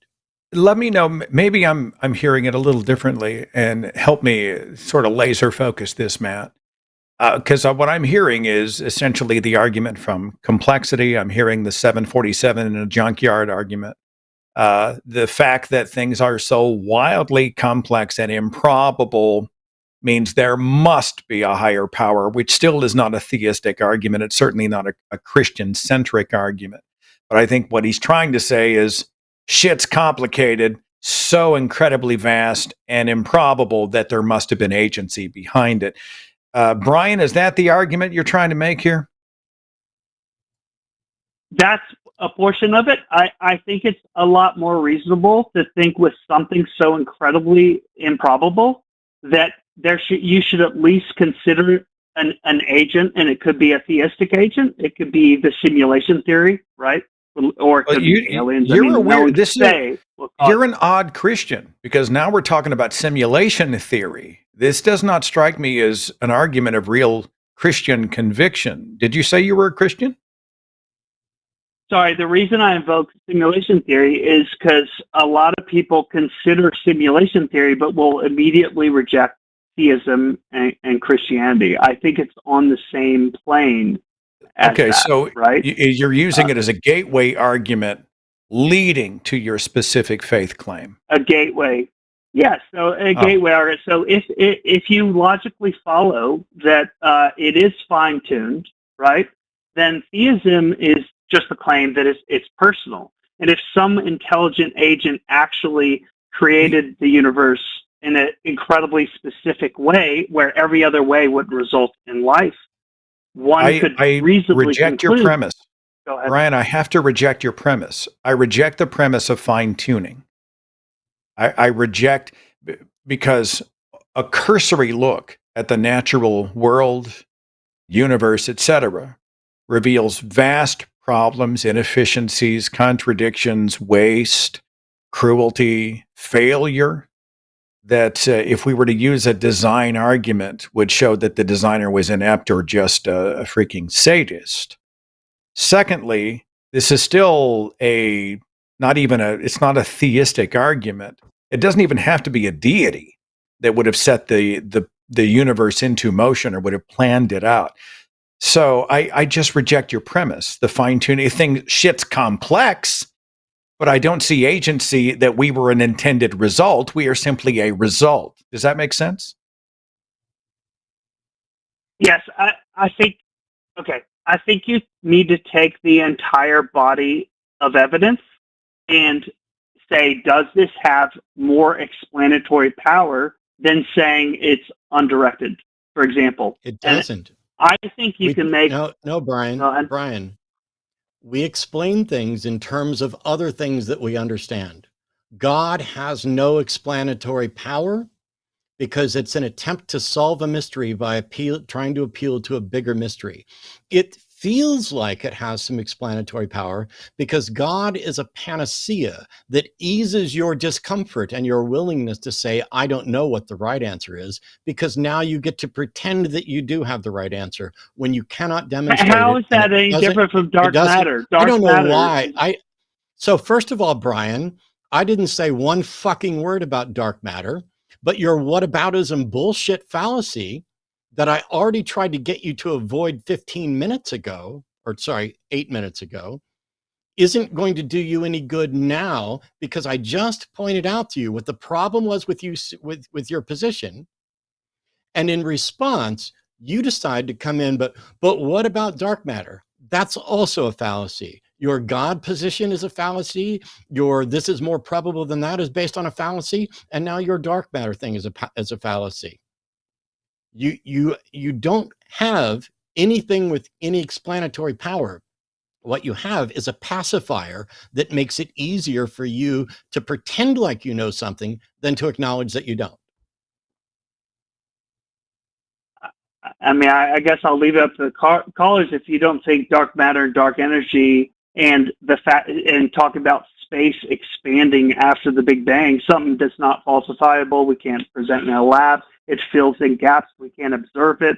We can't measure it. I mean, Brian, do you realize that neither one of us, I don't know if you're a physicist, I'm going to bet $1 million that you're not. But of course not, no. Of course not, which is why you shouldn't be talking about this, which is also why Seth and I aren't talking about this. But there is a physicist on the network, Dr. Darren Adair, who can talk to you about what is and isn't falsifiable and what dark matter and dark energy does or doesn't do. And instead of sitting around pretending like you have any sort of understanding about dark matter in order to prop up the notion that you have any sort of understanding about a God, why don't you just learn to say, I don't know, and keep exploring and looking for better answers? Because right now you are just going fallacy after whataboutism, after fallacy, after let me talk about something that I don't know and understand. I'd rather just say, So I don't know anything. I just rather say, I don't know anything about the origin of the universe, because we have no ability to investigate prior to the Planck time. And when people say it's more likely that this is the result of God, there's nothing for which God isn't a probable explanation for once you give it the panacea-like power to be anything, to anything, about anything. It has no explanatory power. You're just wrong. okay, I understand you're saying. I understand that that's how you view things. If you, can I talk a little bit about emergence? I understand if you're done with the call, but I think feel we're like good, Brian. I think okay, you're all right. essentially going to take us down a stream which connects to the very same river, but we appreciate the call very much and have a wonderful afternoon. We'll see you later. That okay with you, Matt? I just sort of pulled the plug there. I should have maybe run that by you before. I thought he was going to invoke dark matter 2.0 and run this down. But what I'm hearing is the argument from complexity and this idea that we are an end result that was somehow intended. We are a result, sort of a result in progress. But and then we don't know what caused the singularity, etc. And that stuff does blow my mind. It's true. I'm not remotely smart enough to figure this stuff out. I was talking to astrophysicist Dr. Dan Batcheldor. In fact, I heard Professor Brian Cox, who's a physicist, talking about this last week on a video. And he was talking about how there may not have been time before the Big Bang. And of course, my finite brain's like, oh my, how can there not be time before space-time? Then that means the universe may not have even had a beginning, and then my body melts into goo, and then I have to go down and watch Embarrassing Bodies on cable. And Does that stuff ever melt your brain? I'm going to have to go watch Embarrassing Bodies, because now now I kind of got to see this. But so I did a few videos in May that focused on the nature of evidence. What's the difference between evidence for a particular proposition versus facts merely consistent with a proposition? And what ends up happening is when we look at something like the universe, we're like, why is there something rather than nothing? It feels like, because that's what God wanted, solves it. But that doesn't give us any information, and it's not testable, and there's no reason to accept it. Every reason that Brian was about to give for why he doesn't buy into dark matter, or why he thinks it's a bad idea for people to buy into that, could be used on his thing as well. And so I think what he's doing is saying, hey, science engages in inductive reasoning and inference because we don't have exhaustive knowledge. And so science is continually trying to come up with the best explanation that addresses all of the available facts. And there, if that's what Brian was saying, then that's correct, because science doesn't make proclamations of truth. It creates models based on testable claims. The fact that the claim that there is a being that is able to violate all known laws of space-time, that is able to violate and create and alter reality, is not only untestable, it's just about as untestable currently as you could get. It is the stuff that comic books are made of. We're getting ready to see Fantastic Four here next month, which is going to be about the birth of Franklin Richards, who in the Marvel comic books is in the upper echelon of power curve, reality benders like Wanda and others. And you've got Galactus coming in to, is he eating planets? Is he eating universes? We don't know in the MCU because they're going to throw things on their head. But you cannot possibly have a proper understanding of a particular power level of something that might be godlike. All you can do is say, this is beyond my comprehension. It's why Arthur C. Clarke says that any sufficiently advanced technology is indistinguishable from magic. People get mad when I'm in a debate and they're like, what evidence would you accept for God? And I'm like, I don't know, but that's not my problem. The problem is you're accepting evidence, and I can explain to you why I don't accept that evidence and why you shouldn't. Your evidence is demonstrably insufficient. That's a completely separate issue from whether or not I can tell you what would be sufficient. But you know who could? God. God could not only tell you exactly what evidence should be sufficient, the God of classical theism, unlike the Bonrep God, should be able to demonstrate that same evidence in such a way that not only is his belief in his existence warranted, it's undeniable. And instead of doing that, he leaves people, his most devout, sincere believers, floundering on earth with limited understanding and a constant parade of fallacies and whataboutism in an attempt to defend him, which means either that God doesn't exist or that God doesn't care if we know it exists. Either way, it's not my problem. Did I hear that Pedro Pascal is in Fantastic Four? Is that another superhero Yes, you did. franchise that So He's in everything. my wife is shameless about Pedro, like Narcos, The Mandalorian, The Last of Us. She's just shameless. She literally is just. I'm like, I'm right here, honey. I'm sitting right Yep. next to you. No mortal man Yes. apparently can compete with Pedro Pascal. She shared this meme with some ladies on her tennis team that said, if your gal is watching Narcos, The Mandalorian, and The Last of Us, she's not your gal, she's Pedro's gal. So apparently I'm married to Pedro's gal. So she's got it. Pascal's world. We're just all living in it. Just a We little bit. are boys in his world. I'm going to come back, and I've got 3 calls on the switchboard. I promise I will get to Jesse first because, oh, looky, it's Watcher 215, who was called a squillion times this year, but we'll get to that. I want to go back to science is changing its mind. So how can we trust science? Which is what I received from the statement earlier. About 100 years ago, science thought this, and now science has had to change, and science has updated and adjusted. I call this a feature, not a bug. I think you referenced that it was the scientific method or science itself that helped to correct and improve the findings and bring us into better ideas. Did you want to speak about how science is always changing, therefore science is no better than religion, which is a common apologetic? Oh.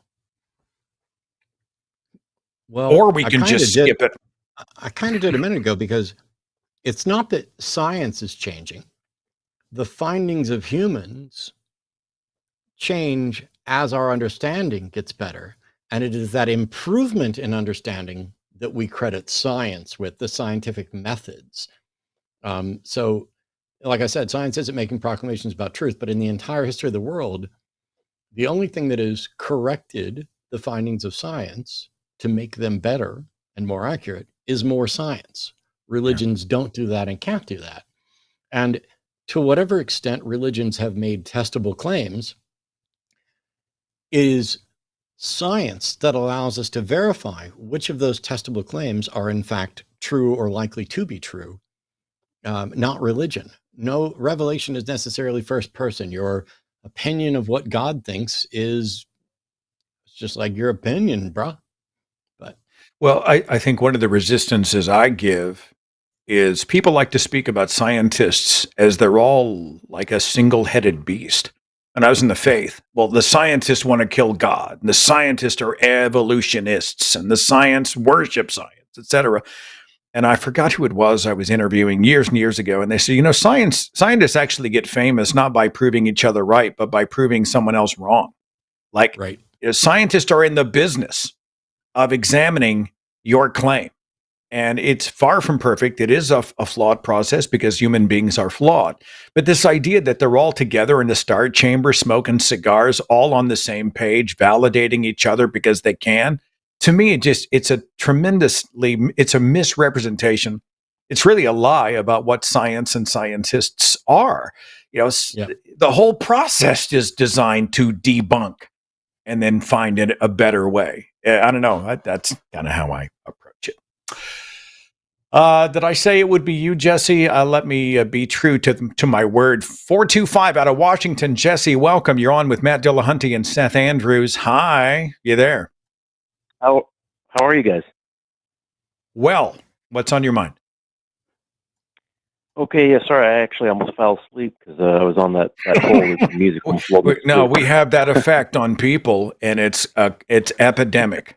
But no, join us in the land of the living and tell us what's on your mind. Yeah, okay, so I guess the focus of my call would be just inference to the best explanation, which is why I'm a theist. Inference of what? Abductive reason? Abductive reasoning? Just inference of the best explanation. You know, That is literally the definition of abductive reasoning. Okay. I'm not sure what that. I'm not like an expert with all this stuff. Sure. But I could be misusing terminology. Jesse, before you continue, if I see theist, can I ask you what specific religion you represent today? Oh yeah, I'm an evangelical Christian. Okay, like Matt used to be. That's fine. Go ahead, brother. Heretic. No, I'm just Go ahead. You're fine. So yeah, basically for me, it's just I like to think of myself as a pretty logical person. So I was hurled into this world, like the rest of us, and we're just trying to make sense of it. So, sorry if I'm a little nervous. This is the first time I've been watching. You're doing fine. For a long time. Doing fine. It's real actually talking to you guys. So you're doing good. But so, what's that? You're doing fine, my friend. Keep going. Okay, cool. So yeah, it's just like the rest of us. It's like we're born into this world, and we're just trying to make sense of it the best we know how.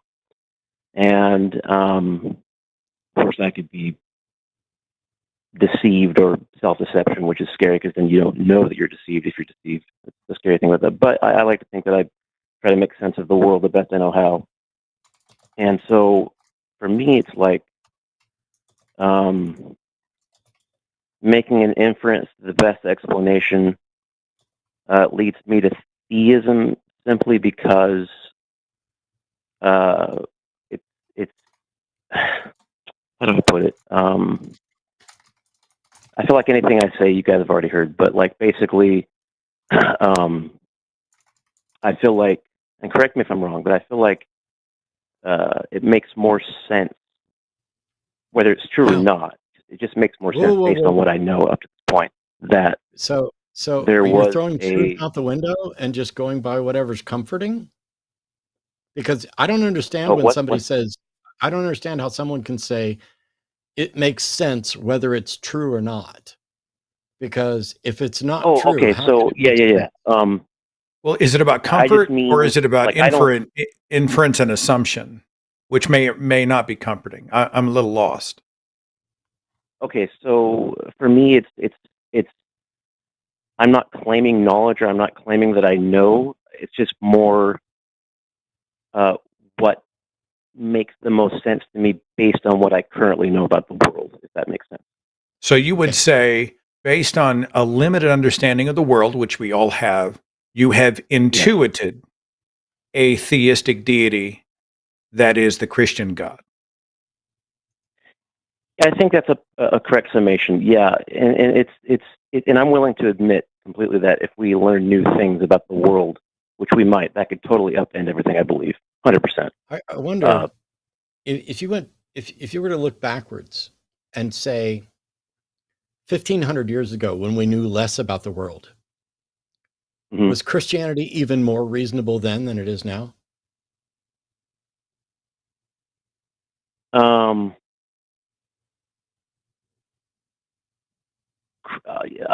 So objectively, Christianity is as reasonable as it is, regardless of what time, I would suppose. Oh, that's right. That's not. true So yeah, it would. I guess and if then it would seem more reasonable than it does now. So first of all, abductive reasoning is this reasoning toward the best explanation, and then you have to justify why a particular explanation is in fact the best one or better than another, or why you are reaching a conclusion to say this is the answer I'm going to accept. Not that you claim to know it, but that you believe that it is true, because that's what belief is, to assent that it is true. And so you have to show, hey, I must make a decision here, and this is the best explanation that I have available. And even in that scenario, you'd still have to show why it's the best explanation. when it comes to, is there a God? Not only am I not convinced that anybody has to make a decision, I'm not convinced that God could be the best explanation, and that it is a more appealing and intuitive best explanation when your sample size of potential explanations is narrowed. So if you go back 1500 years, the Christian God was, and any other God, seemed to be a more reasonable explanation for any number of observed phenomenon. You heard a weird noise, you think you saw a ghost, why is there something rather than nothing? What makes the trees Right. grow? How did life get here? All of those things intuitively, abductively seem like, oh, because that's what God wanted. But then we went and learned, that lightning is a physical phenomenon, and we learned about DNA and evolution and biology. And so it seems like the more we learn, the fewer space there is left to go sticking a God in as a proposed answer. And so not only is abductive reasoning not acceptable in many categories for, outside of the absolute necessity, but I don't Mhm. accept that even with abductive reasoning, God did it is ever the best explanation, because it doesn't explain anything. It's indistinguishable from its magic. Is magic the best explanation? No, but there's, Okay, then and explain then I've explain tracked, how God then explain how God, from our perspective, is different from magic. um, so I track with what you're saying, 100%. As far as Christianity back then, theism explained a lot more, only because we didn't know as much, and as we fill in those gaps with actual knowledge about the world, it kind of backed God further and further into a corner. That's a demonstrable historical fact. Yeah, but that's not what I asked. I agree there. What's that? That's not what I asked, though. I asked you to. So you said magic is not the best explanation, but God is, and I'm asking you to show how God is distinguishable from our frame of reference from magic. Okay, so I guess you're familiar with William Lane Craig. I'm sure you guys are a huge fan of him. Yes, I've debunked him One of the many things times. that one of the things that he said that kind of stuck with me was, the dichotomy, God or not God. Not God kind of implies that reality, in some sense, put itself together. Okay, fair enough. We don't know. Maybe it did. Maybe it didn't. No, Jesse, it absolutely does not imply that. If Craig said that, then he's wrong, and you're wrong to accept that. But my question was, Okay. how is God distinguishable from magic? Okay, sorry, I'm rabbit trailing. So, in one sense, he's not, but in the sense We're in that he agreement is there. distinguishable. Huh? From our frame of reference, sitting here as a human, and you're proposing Yeah. God did it is the best explanation, and magic did it is not the best explanation. I need to know how those are distinguishable from our frame of reference. Okay, so I'm not exactly sure, and I'm not trying to be obtuse. I'm trying to be as honest and straightforward as possible. As far as magic, so how I define magic would be, it's almost incoherent. It's like something just magically pops into being, seemingly with no explanation. Is that kind of how you define magic? No, because No. I don't use the same word to define the word, and I don't necessarily know that it's incoherent. Magic is a word that we tend to Okay. label, that we tend to use for violations of the laws of physics that have never been demonstrated to actually exist. The violations. Okay, got you. So, yeah, by all accounts, God would sort of do that. But do what? But then again, violate the laws of physics by, being able to, for example, create something out of Why? nothing, creation ex nihilo, right? That's almost like Why magic. would you make that? Why would you make the determination that God would and must exist beyond the laws of physics? So, okay, yeah. So for me, and again, correct me if I'm wrong in my reasoning, but I feel like the universe I'm came not into interested in being at what you some feel point. like. what I'm interested in is what can you demonstrate for us? I feel like is something that anyone could say about anything, anywhere. So can you Right. connect some dots for me? Okay. I'm not a scientist. I'm just a layman. So I'm just going on my limited understanding of the world. But Yeah, I get it. I'd like to sort of wade through the qualifiers for momentum's sake and just connect the dot for me. How do you get from here to there to the specific Christian God? well, that's another topic that I wasn't kind of thinking about going into. But just as far as like a theist God as the prime mover, forget about the Christian God, but as just a theistic God as the prime mover, I personally believe that that's logically necessary because, and correct me if I'm wrong, the alternative would be that this physical reality just made itself, and that seems incoherent to me. Okay, And the you're reason that wrong. seems incoherent, what's that? You're wrong, both in virtually Okay. everything that you said, but in a technical sense. I just want to clarify the technical one, which is when you say Yeah, that something appreciate is it. when you say that something is logically necessary, logical necessity does not in any way consider content. So a syllogism, for example, is a structured argument. Its validity is entirely about the structure and does not care what the content is. Its Okay. soundness is based on whether or not the premises are accepted as true.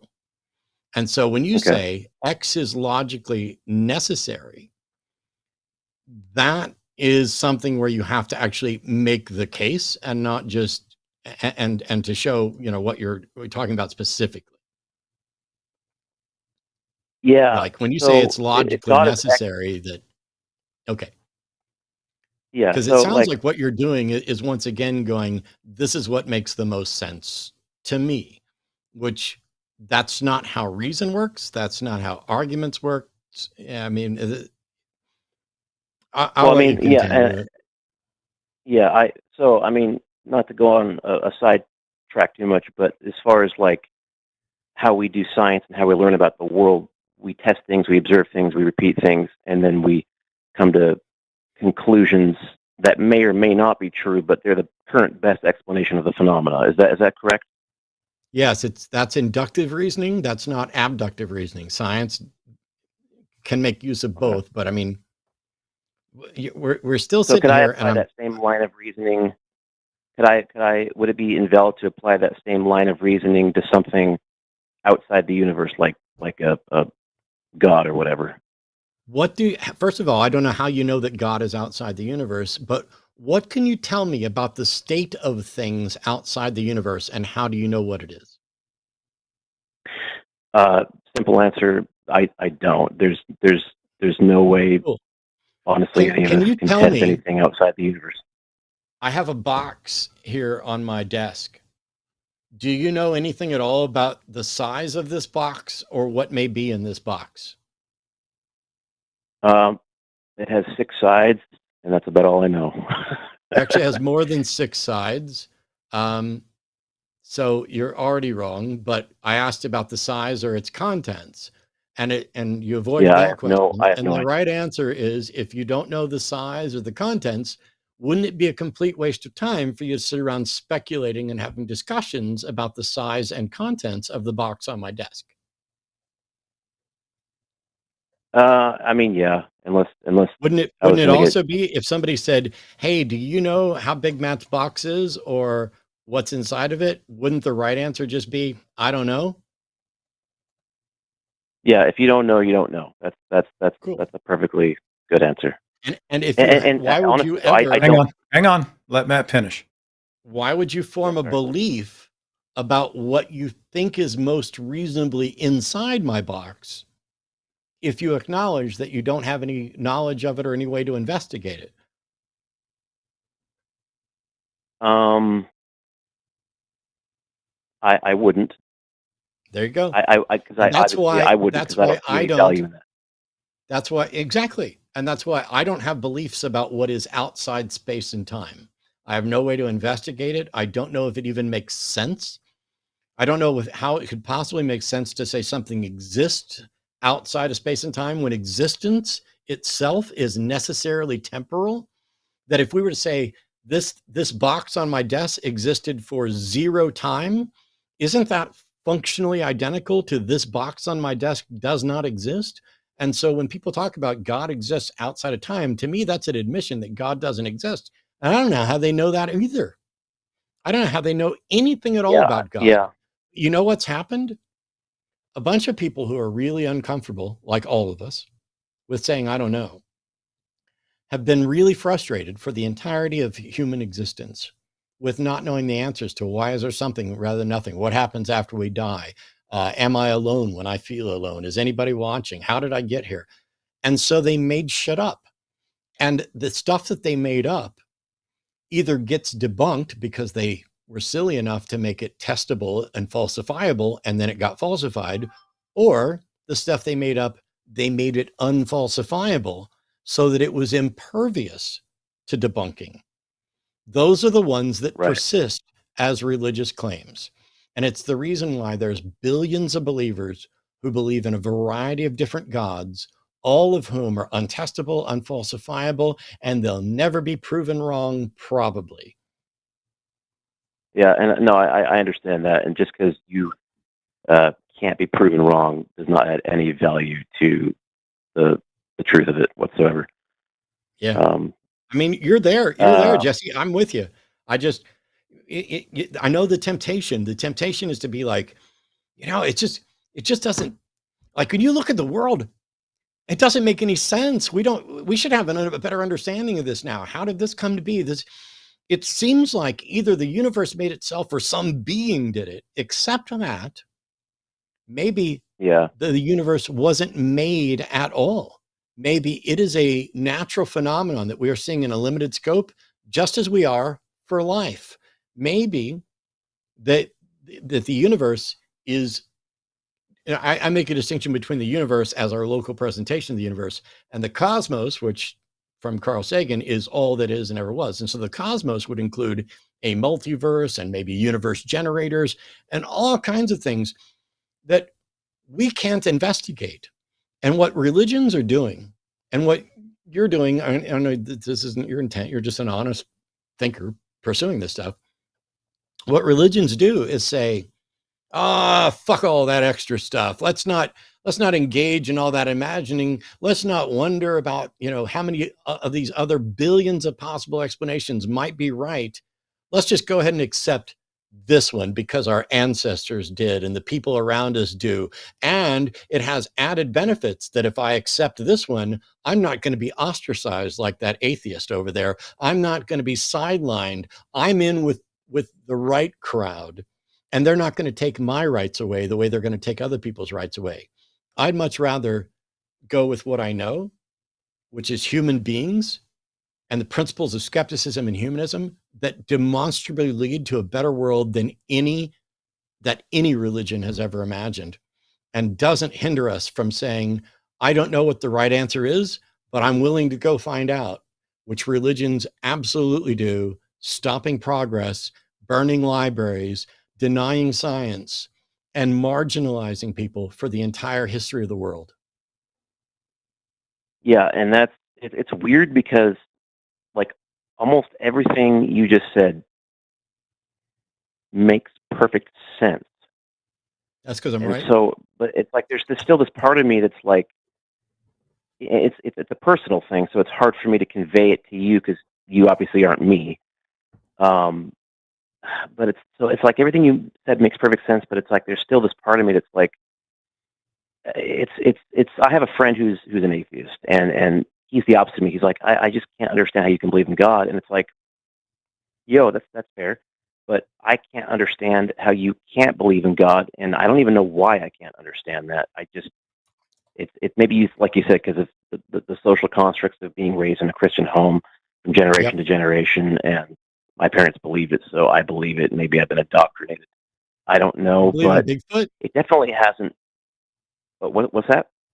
You believe in Bigfoot? I do not, because I don't think there's. You're going to get me on this. I don't think there's sufficient evidence. Cool. I agree. Do you think there's more evidence for Bigfoot than there is for God? Now this is where we might disagree. I think there is better reasons to believe in God than Bigfoot. No, that's not Otherwise, what I I'd be an asked. atheist, Okay. I disagree both ways. I don't think there's more evidence for, and I also don't think there's better reasons for. There's nothing particularly violating, nothing about a Bigfoot, for example, that necessarily violates or requires the suspension of the known laws of the universe. And the exact opposite is true for God. Everything about Bigfoot is a natural process apart from how they manage to stay hidden. Maybe they can cloak themselves, but Right. there's nothing about it. You know, Yeah. I don't believe that unicorns exist in the fanciful sense. I don't believe that there's a winged horned horse, which is a combination of a Pegasus and a unicorn. However, there's nothing about any of the features of that creature that are remotely in violation of our understanding of reality. And how do I know that on some other planet there's not something that is essentially a horse with wings and a horn? When we start saying that the supernatural, That's interesting. Yeah. the thing that we can't test and can't identify, the thing that we can't even investigate, is more reasonable than really absurd seeming physical things, we've completely lost the plot. We've thrown reason out the window and we're just saying, this is what feels better to me. And that's fine. You're in good company. You're there with billions of people for whom it just feels better. I'd rather not be wrong. Yeah. It's interesting how we can all be honest individuals, can be on the quest for truth, and yet come to drastically different conclusions. And it's like, how does that? If we're all being honest, how did this person come to this conclusion, and how did this person, like me versus you, for example? And obviously, Well, if I can jump in, Jesse, and I need to do my due diligence and be a good steward of the callers that are still waiting here. But oh sure, I have a few thoughts. There are thousands of gears in the belief machine, right? There are so many reasons why people embrace or hold on to or even protect a belief, especially what we call an identity belief, which is what, in your case, I think Christianity is. It was, at least for me, and I think for Matt as well. But a worthy deity would not be threatened by the questions that we're exploring here, would not be bothered by doubt, in fact, would welcome challenge. And I think the encouragement I would like to leave you with is, it's okay. Discomfort is okay. Doubt is, it's something that we use to protect ourselves in every other area of our life. And it keeps us from getting hurt and embracing bad ideas. And doubt can be useful when it comes to whether or not a religious truth claim, any truth claim, is valid or not. So embrace it. So you're saying whether it's true or not, there can be some value to be gleaned from it. Well, whether or not it's true and whether it has value are two different questions, right? I mean, I can find value in fiction, but it doesn't mean that I believe in, whatever the subtext of the fictitious story is, or I don't believe in the characters themselves. These are two different conversations. Right. But if there is a worthy deity, that deity is not bothered by your doubts, your challenges, or your questions. So continue to ask them. Fair enough?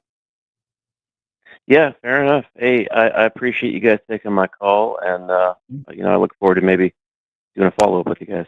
Let us know how you do. Take it easy. Sure. Thanks, okay. Have a good one. I get frustrated, Matt. I saw a guy, and I am so thankful for progressive humanist Christians, because there are a lot of them who are on our side in the fight for state-church separation, etc. But they continue to, I think they have, it's like the LGBT argument. I saw a person who was like, Jesus never judged gay people. God loves everyone. Come as you are. God would never invent hell, blah, blah, blah, right? My Jesus is all loving. And I'm like, well, it's a wonderful notion, but it's not biblical Christianity.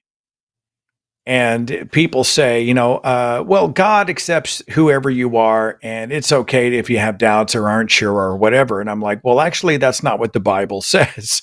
The Yeah. Bible says, blessed are those who have not seen and believed. You are commanded to believe, as if that's even a thing. And the penalty for non-compliance or non-belief is, depart from me, you who are cursed, into a lake of everlasting fire. And so I feel like we have to ask these uncomfortable questions in order to be able to determine whether or not it makes sense morally, historically, scientifically, etc. And it sounds like he's on a journey. I don't know. Did you get that? Like maybe this Yeah, is part of a larger exploration. Yeah, I mean, a God that isn't the biblical God, I have probably fewer objections to, other than the objection of where's the demonstration that it's real.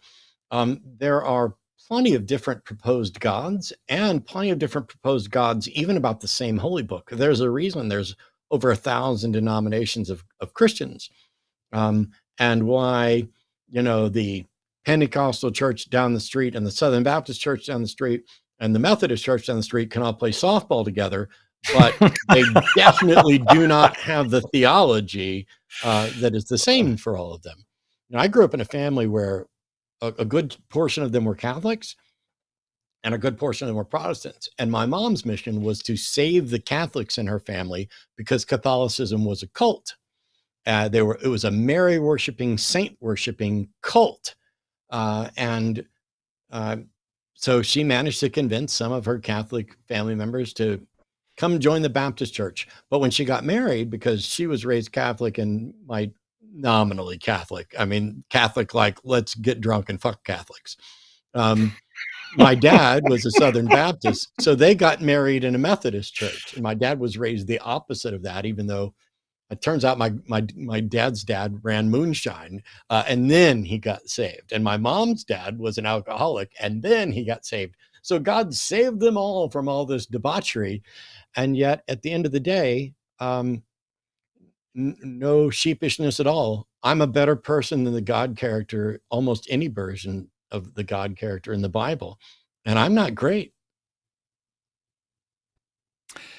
I'm going to try this one, Matt. You know what? And I'm going to say this before I actually hit the add to show button.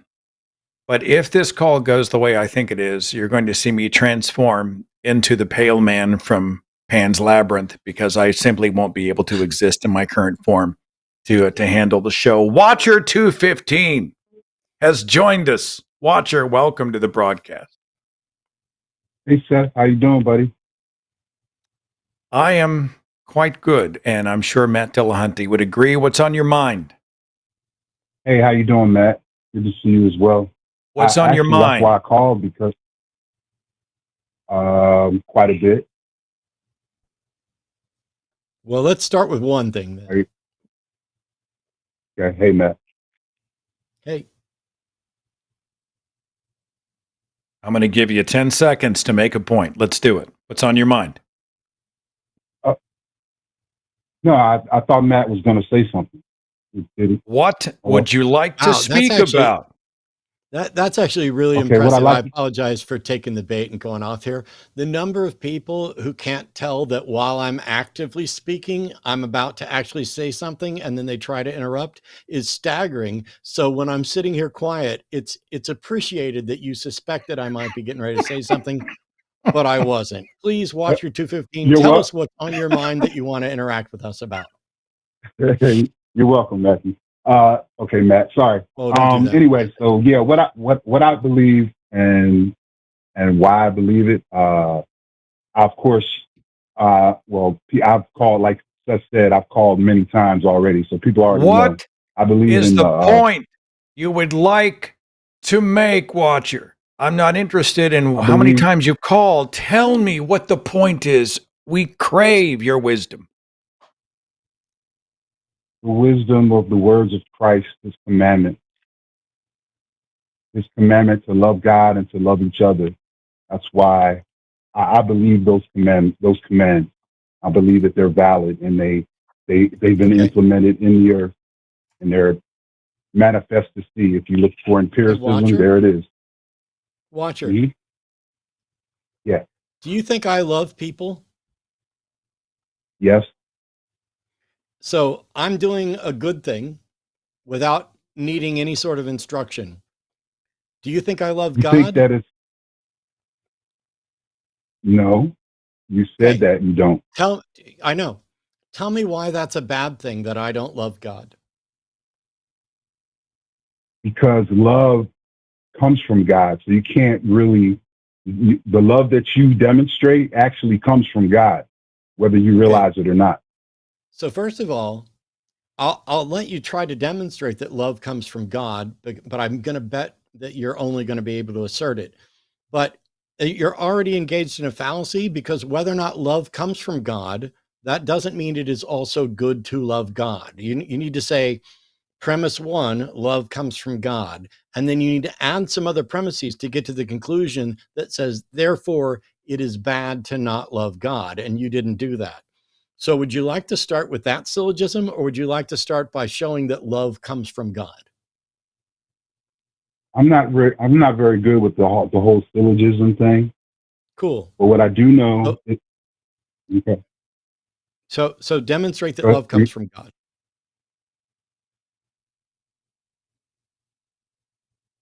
the first thing I did was I listened to what Christ said, which only God is good, right? I believe that. I Watcher, continued in Christ. watcher. Yes, I didn't ask what the yes. first thing you did was, and it doesn't matter if you began with what Christ said or what you think Christ said, because you have no way of demonstrating that Christ existed or said anything ever to anyone. But even if Christ said love comes from God, that in no way demonstrates that love comes from God. So I need you to find a way to demonstrate your claim. You called in and made the claim, love comes from God. We're trying to get you to demonstrate that that's true, because until you do, I'm going to keep rejecting it, because all of the available evidence suggests that love is a label that we put on a complex state of psychological feelings that are chemical brain states, and that it not only doesn't have an origin beyond that we can identify, but that if you wiped out every being, every thinking being, love would no longer exist. So I need you to demonstrate that love comes from God. Can you do that? Well, it was demonstrated to me. Can I share with Okay, you that's how not it was what I asked at demonstrated to all. me? That's not even in the ballpark of what I asked. Um, so if it was demonstrated to you, are you able to demonstrate it to us? I'm doing it right now, just calling you. No, actually, you're not. I've asked 3, 4, 5 times. I don't know. I've completely lost count now. How many times I've asked you to please demonstrate that love comes from God, and you just claiming that you're doing it is just as much of a bald, unsupported assertion as your claim that love comes from God. So I need you to buckle in and focus, because if somebody demonstrated something to me, there's a good chance that I would Mhm. be able to demonstrate it to somebody else. Maybe not easily, maybe not immediately, but I could. And so I need you to demonstrate how Seth and I can know that love comes from God. And I really am not going to give you a whole lot more chances to do this, because if you think you're already doing it, my optimism that you would ever be able to do it is diminishing rapidly. So tell us how we can know that love comes from God. You can know it by listening to the words of Christ. Okay. I have no access to the words of Christ.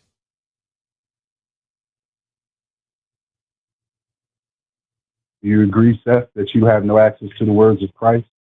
I have no access to the words of Christ. Well, what is the Bible, you guys? What is the whole Gospels? What is that?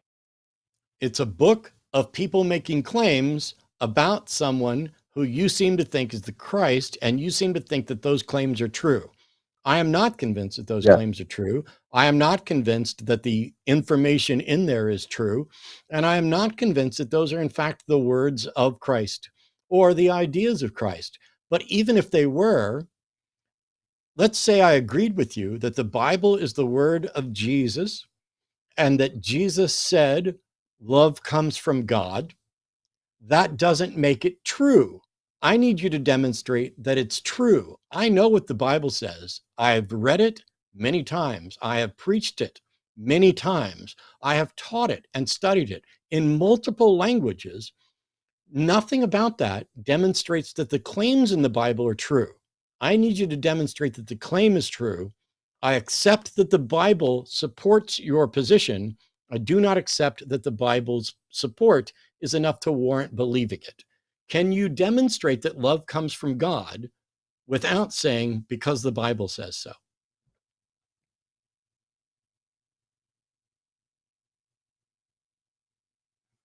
That's what I thought. Call us back when you can do Demonstrated by that. belief. Can I answer or I'm done? Well, Hello? Seth was done with you before we started, I'm pretty sure. But I've been sitting here asking you Why? the same question and then explaining, because you keep calling in and there's absolutely no substance and no attempt to meet your burden of proof at any point. Am I correct that the reason you believe love comes from God is because the Bible says so? That was the insight that I gained from the Bible. Yes, from the Cool. Spirit of I've God. read Yes. the Bible. I've read the Bible. I also know the history of the Bible. I also know sound epistemology.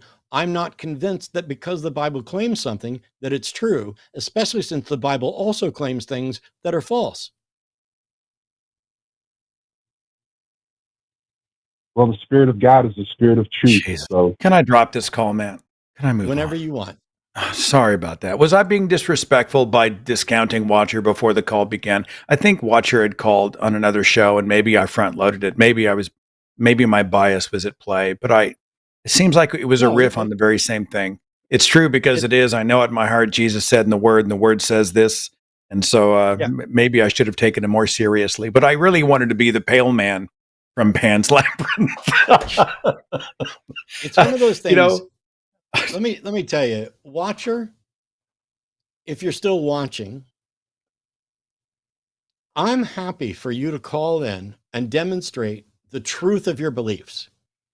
But if you can't go past, the Bible says it, therefore I believe it's true. You could be right, but we're never going to make any headway because Seth and I do not accept the claim that what the Bible says is necessarily true. The Bible makes claims that are demonstrably true, and it is that demonstration that shows that those claims are true. The Bible makes claims that are also demonstrably false, right from Genesis 1 and 2, where the order of events that it lists for creation do not match up with the scientific facts of the universe. They are in conflict with that, not the least of which also the proposed mechanism by which God did this is in conflict with scientific facts. Bats aren't birds, among other things. But we can set aside little things like that because that's what the ancient Israelites thought, and the limitations of their language would get them to write something like bats or birds, even though it's not the case. I'm not objecting to those things. I'm not objecting to the notion that the Bible talks about a well, that if you actually did the math, it was saying that pi equals 3, because there's plenty of different ways in which that statement is completely correct and does not in any way mention to or refer to pi. I'm concerned when people say love is from God, the Bible is true, Christ said this, it's reasonable to believe the sun stood still in the sky. No, it's not. And it doesn't become true just because you believe the book that claims it. The claim has to be demonstrated. You don't just get to summon in the entire book, because I could have this book here, this collection of the speeches of Colonel Ingersoll. If everything we looked at in this book happened to be true, and we had looked at 99 out of 100 things in this book, and 99 of them were true, that tells you absolutely nothing about whether the 100th thing is true. Each claim requires its own justification. Until you can do that, Watcher, I don't think it's good for you to call. I just sense that he's a closed system, like he's sending, not receiving. Which I think it's not even an argument he's making, but if it was something that the rest of us could really benefit from, if it would maybe serve as fuel for a larger conversation about, spirits, I don't know. gods, Maybe whatever. there's somebody who wants to present proof of the Bible. So maybe you and I have missed a reason to think that the Bible is true. I'm sorry, I ran out of patience first. HC out of Tennessee. Welcome to the show. You're on with Matt and Seth. Hi. Hello. You're live. You're nationwide. You're global. What's on your mind? I think it had evidence for the Bible that you cannot refute. Evidence for what? I mean, I believe the Bible exists. I have 5 of them sitting here on my desk. So what is it about the Bible that you think you can demonstrate? The prophecies came true in the Old Testament about Jesus. So why do I know about Jesus? Why don't the Jews accept that? They were blind to the truth because Satan. Okay. Are we blind to the truth because of Satan? Well, I don't. Were you ever a Christian? Well, I thought I was. I don't think anybody's a Christian. I think there's plenty of people who think they are. For me, Christian is someone who actually has a relationship with the risen Christ, and I thought I did, but now I don't believe that I did, and I don't believe that anybody else does either. So I was a committed believer studying to be a pastor. The members of my church certainly felt that I was a Christian, to the point where when I did a debate on the resurrection, some of them flew down to attend. Seth used to be a Christian radio talk show host, and definitely was convinced he was a Christian. But the question was, are Seth and I deceived by Satan?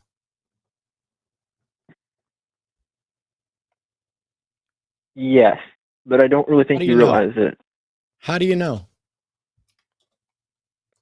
Well, I mean, you just don't seem to believe in it, no matter what people show you. Like there's like historical evidence for Jesus. HC has been sitting on hold for an hour and a half and is a complete fraud. You are not actually a believer calling in with honest questions or any attempt to demonstrate any of this to us. You are a prank caller wasting our time. I've done this for 20 years. I can tell right off the bat, you don't have a clue what you're talking about, either with regard to the theology or the epistemology. Thank you so much for calling. If Seth would like to engage with you, I have no objections, but you're a fraud, and I'm way better at this than you will ever be. And if Satan has influenced me, I only have one thing to say, and that is, I must find a new host body. I've got my paycheck, Satan. Brett is calling out of Illinois. Brett, welcome. You're on. What's up? Hey, how you doing? I wasn't sure I'd get on. Yeah, thanks. So yeah, I actually have called him before. I was talking to Forrest once, and it kind of broke down pretty quickly once we started talking about like moral humility. And what would you like to speak about today? I would like to start there, I think, first. Okay. Sort of that correlation between religion and atheism, in that I find a lot of times a lack of moral humility. Wait, you're saying, I want to make sure we're clear. You're saying that atheists lack moral humility, but Christians don't, or not? No, I'm saying they both lack moral humility. Cool. I would agree that many people, not necessarily everyone, but many people, if not most people, lack moral humility. So what the hell does that have to do with any of this? Well, that's where the last conversation had sort of broken down. So I thought we could just sort of go there, start there, and then we could kind of proceed. So, for instance, why would we start? I'm sorry, Brett. I'm genuinely sorry. Okay. I don't know why we would start with moral humility when we just agreed that there may be a widespread moral humility, a lack of moral humility across the board. I'm interested in you defending theism. I'm not interested in having an intellectual discussion about something that we probably agree on. Well, I don't know. We don't agree. I'm saying that that's a bad thing. Lacking moral humility would be bad. That we should always pursue moral humility in all of our interactions. Wait, you're saying we should pursue moral humility or not? Correct. Like I'm saying, that it's okay, Brett, to the Brett, purpose pause, of. Brett, pause. Oh, It seems like you just contradicted yourself. Is moral humility a good thing or not? I would say moral humility is a good thing in the as it pertains to object. Brett, I can finish if you want. Okay. Brett. I agree with you that moral humility is a good thing, and I agree with you that in both theists and non-theists, moral humility is frequently lacking. This is why I said I don't care to have a discussion about the things we agree about. I would like. Oh, I think I misunderstood you. I think I'm sorry. I thought I misunderstood you. Okay, yeah, I thought that you said that. I thought you were disagreeing. Okay.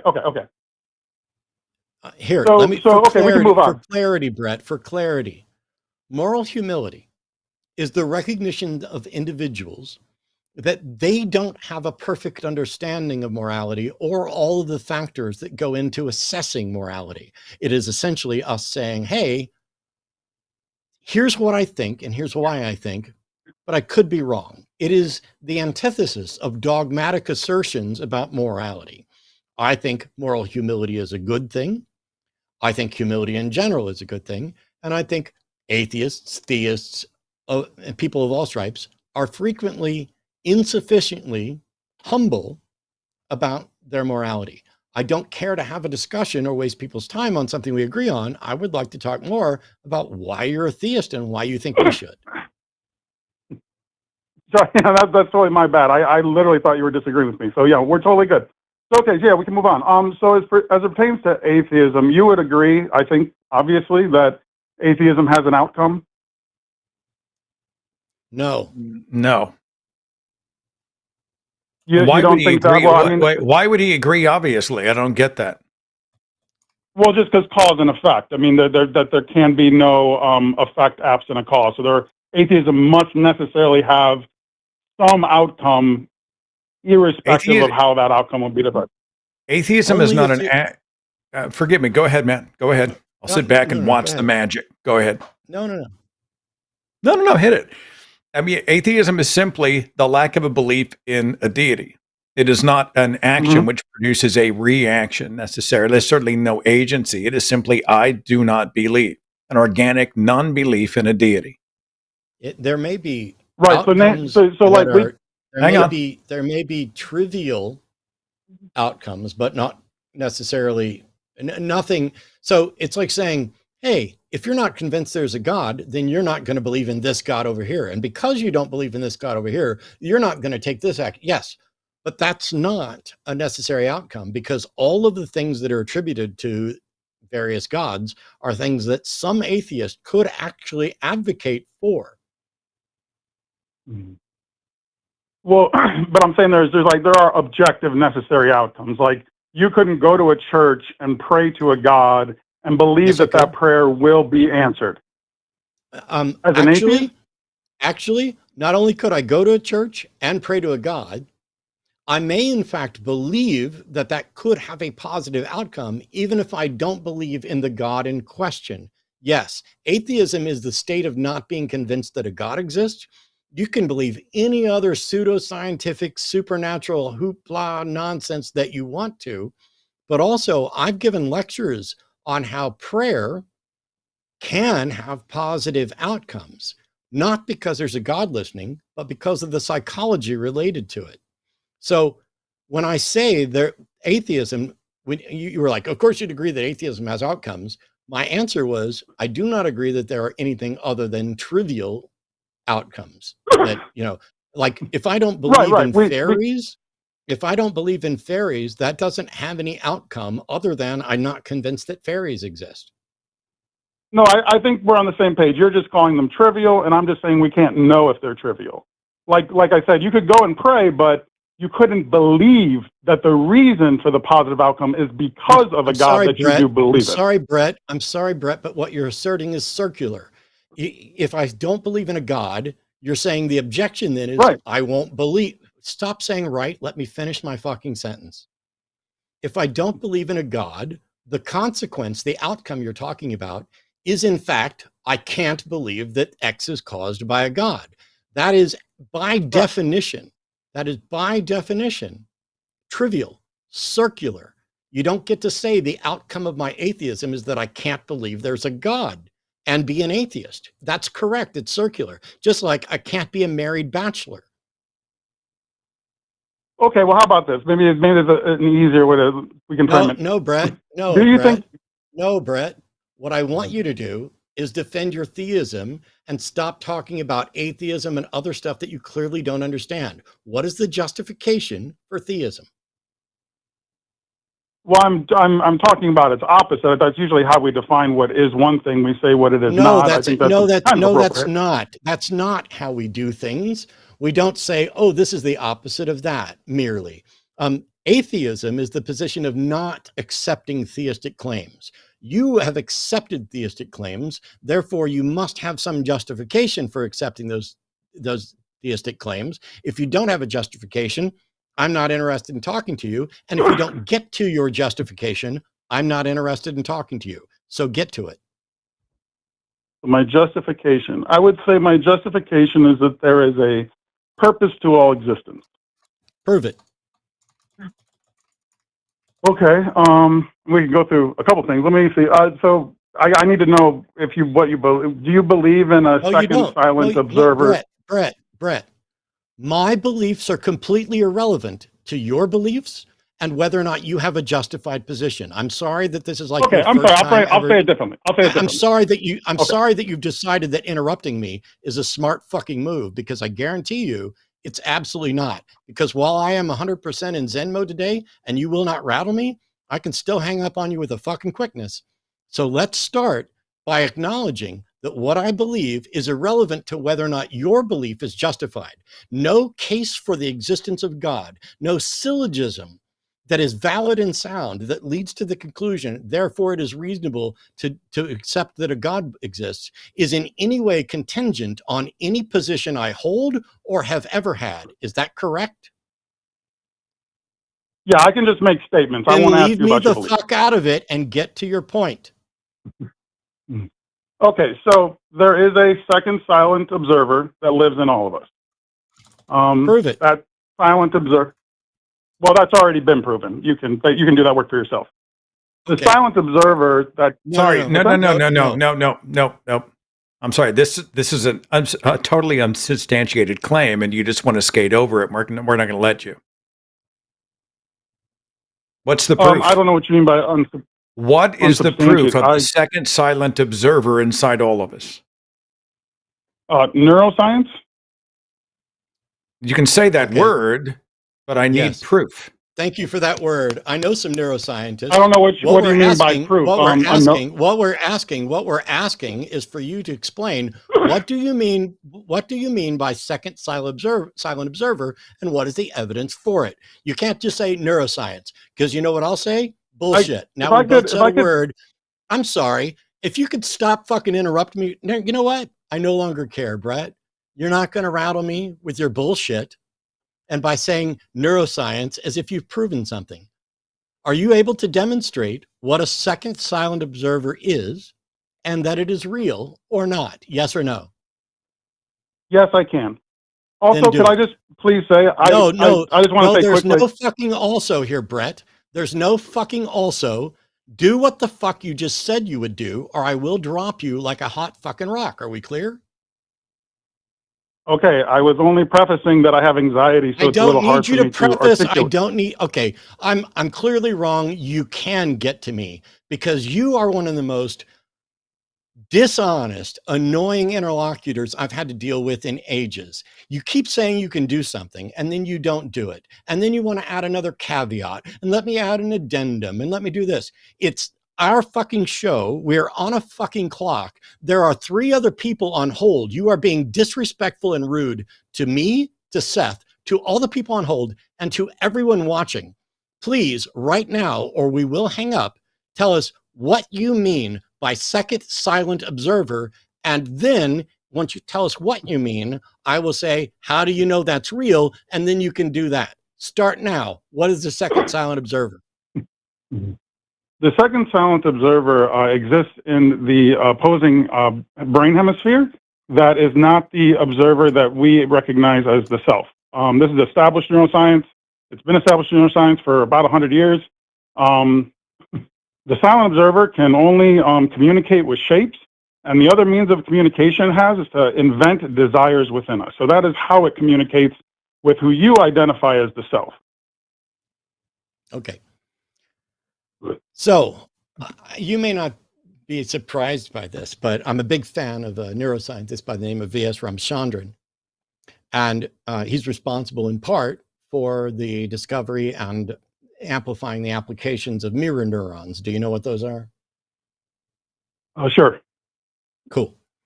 One of the other things is that was involved in a hemispherectomy, where the corpus callosum of someone with severe seizures was severed in order to separate the two hemispheres of the brain.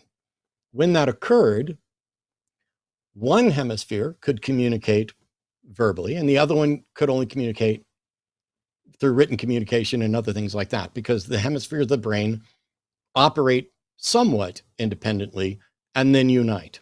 And so one of those hemispheres believed in a God, and the other one did not. Is that what you're talking about with a second silent observer? Oh, that is, but it's not in reference to any God claim. I didn't ask for that. You know, I hope you never get arrested and put on the witness stand, because you will be in jail. You are the shittiest witness because you don't just answer the question that's asked, you try to add to it. And that's how you're going to end up in prison. The individual hemispheres communicating are in that position because of severing the corpus callosum. When the brain is united, they are not distinct individuals. They are different portions of the brain processing different information in different ways.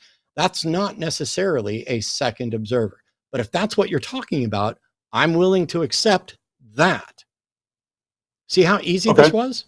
If you'd have just answered this question to begin with, I actually know quite a great deal about this despite not being an expert. You just toss stuff out as if you've said something, as if you've demonstrated something. And we also have an audience here. So even if you knew it and I knew it, we have to do things for the benefit of the audience. Now, please, this is your last chance. I promise you. Seth can still make up his own mind, but in this case, because I promised, I will absolutely just hang up on you and move on to another caller. How does the fact that our brain can operate with different portions of the brain focused on different things, what does that have to do with theism? It's in one of many references of our sort of dual nature of our universe and how our laws of logic bend around. Goodbye, Brett. Goodbye, Brett. Say goodbye. Say goodbye, Brett. Brett, are you going to say goodbye? No, because I dropped his call. Jesse is at 347 calling out of Pennsylvania. This will be our final call for the broadcast. Jesse, welcome. Are you there? Oh, hey, what's up? Welcome. What's on your mind? You're on with Matt and Seth.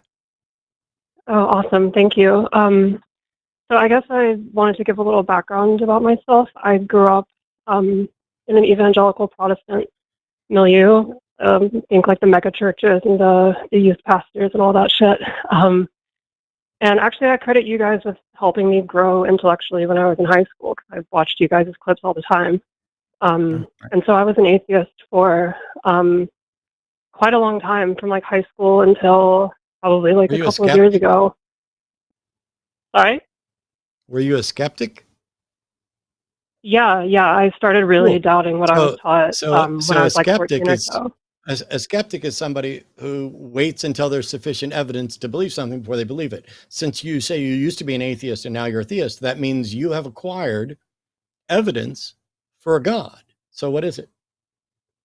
Yeah, so I think basically spending years, doing scientific research. I'm working on my master's degree in biology. And I guess just generally exposing myself to spiritual texts, and not just Jesse, from Christianity, but from all religions. Jesse, Yeah. I don't need your What's up? backstory or anything else. I want you to present the Oh, evidence. okay. No, I don't mind a little preamble. I mean, if she wants to give me the backstory, just to indulge me. So you're saying you were on a journey and you began to wade through the waters of specific religious claims, and that helped to get you where you are today. Is that what I'm hearing? Yeah, pretty much. I think that, I think that most religions all have a common theme, and that's sort of oneness with the universe. The same reason why we get chills when we hear a great piece of music or see a great work of art.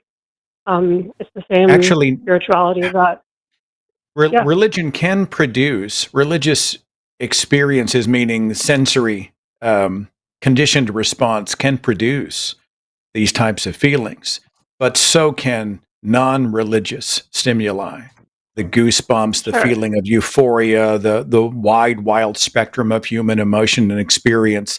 We have determined that, the same sort of uplift and inspiration and rush and endorphin, et cetera, that we might feel at a worship service on a Sunday morning, we can also get at a concert on Saturday night. So I don't necessarily marry these experiences to a god or a specific religion or even spirituality. That would be fair, wouldn't it?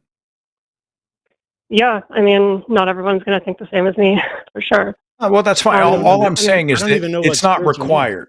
You don't need those things. You don't need a god to be able to have those. I'm going to use the word transcendent experience, but you know what I mean, right? To have those really Yeah, definitely. maximized human moments. You don't necessarily need a religion for that. Would we agree? Yeah, no, I agree with that. I think it's something that everyone experiences, and I think that speaks to something, supernatural. I think it speaks to Why? something that No, makes humans distinct from animals. this is the problem, Jesse, because I don't know what the word spiritual or spiritually or spirituality even means, and I'm not convinced anybody else does. But Seth just pointed out that you don't need a religion or a belief in a god to experience those sort of euphoric things and those sensations. And then you immediately, after saying yes, said, oh, yeah, but it points to something supernatural. How? How does any human experience point to something supernatural? What is the test methodology you can use? Because in the entire history of the world, nobody's ever demonstrated anything supernatural.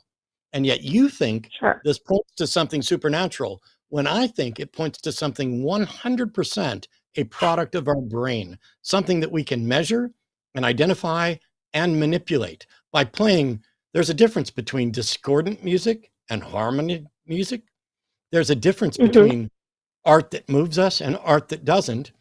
I don't see any justification for saying that anything supernatural is involved, and yet you do. That's the part we need to get to. Sure. No, I understand that for sure. I think that's what Stephen Jay Gould meant when he talked about non-overlapping, Stephen whatever Jay the word is. Gould's We actually concept of disagree on that. non-overlapping magisteria is irrelevant and Yeah. bullshit. I need to know what Oh, okay. evidence you have for the supernatural.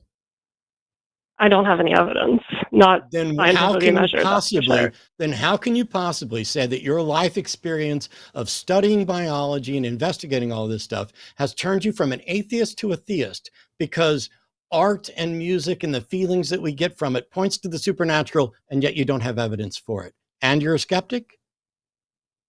Yeah, Something I doesn't would make say sense. so. Well, Well, I Jesse, would I let think, say you're not. if I may, Yes. can I sure. direct you to a little bit of I'm going to take a flyer here, Jesse, and I'm going to talk about something related, but not exactly what we're talking about now. Would that be okay? Just because I'm curious, would you indulge me? Sure, go for it. What does the belief that there is a higher power and do these moments of transcendence where you feel that spiritual, for lack of a better word, that rush, the maximized moments of being alive, those are attractive Absolutely. to you, right? Yeah, you lean heavily into those, and I think you seek those because it is in those moments that you feel truly alive, which is, I think, something that many of us could relate to. Is that accurate with you? When you have what you would call a spiritual experience, it is for you. You feel the joy, you feel the goosebumps, your heart is beating fully, and you feel like you are Sure. absolutely 100% in the moment, and you crave those experiences. Would that be fair? Absolutely. Do you find that a religion or a belief in a God is required for that for you? Have you been able to get those experiences beyond a God or a spirit? I mean, yeah, I felt the same way when I was an atheist. Um, I guess the Can I difference ask? now is that, yeah, go for it. Oh, I'm sorry. Forgive me. Go ahead and finish your thought. The difference is Oh yeah, now is no, what? the difference now is that I can connect those experiences to something greater, and I think Okay. that makes Is me it feel more this? alive when I. I just want to make sure I'm understanding, which is why I'm stepping in and we're on the clock. So is it that you yearn to connect experiences, which in many ways defies language because it hits you so hard? It's like every cell in your body feels it. And so there is a yearning to connect that to something much, much greater than you are. And for you, it has made sense to connect that dot to a God. Is that fair? Yeah, for sure. I think that's Why? totally like, yeah, Okay, so I'm on your page, right? yeah, I would say so. So Yeah. is there a specific God that you've connected it to? I think it's the God of the Bible, of the Quran, the gods of Hinduism, Those are different gods. the So ancient gods you've that got pagans a probably believed host in. of various gods, many of whom have proper names, and then probably what? Just a higher power with a capital H and a capital P, some faceless deistic. There may be something out there, God. Would you include that as well? Yeah, I would say so. I don't think God is a man with a big white beard or anything. Okay.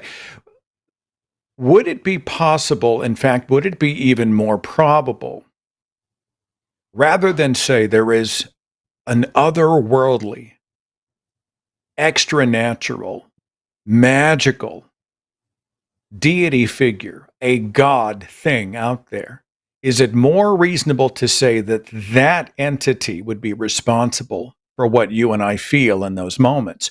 Or that this is a sensory response to stimuli? You know, we see the birth of a child. We hear our favorite piece of music. We eat delicious food. We are experiencing love by somebody who we are connected to in a way that language does not do justice to. When we crave a way to connect these feelings to language and maybe even assign agency to them. But is it more possible that these feelings of transcendence and maximally being alive, is it more probable that this is because of another worldly, cosmic, magical being somewhere, or that there's a natural explanation that has to do with our bodies, our nervous system, our brain's conditioned response, rooted here on planet Earth? Which would sound more reasonable to you? Well, I mean, I think this is the root of our disagreement, is that I don't think that they don't have to be mutually exclusive. I think that the synapses in our brain are a reflection of this higher power, I guess. And I guess So that's where we for me, differ. the higher power would be living in the natural world, action, reaction, conditioned response. But for you, the higher power would be an otherworldly, extra natural, spiritual figure, which could be any and all gods at the same time. Do you see how one is a more reasonable explanation than another? Well, you're not going to like this, but I think they both require a leap of faith. Well, And I if think you I'd are rather, invoking now, yeah, if you're invoking faith, which is believing without evidence, right? Because it's called faith because it's not knowledge, right? If we knew it, it would be right. knowledge.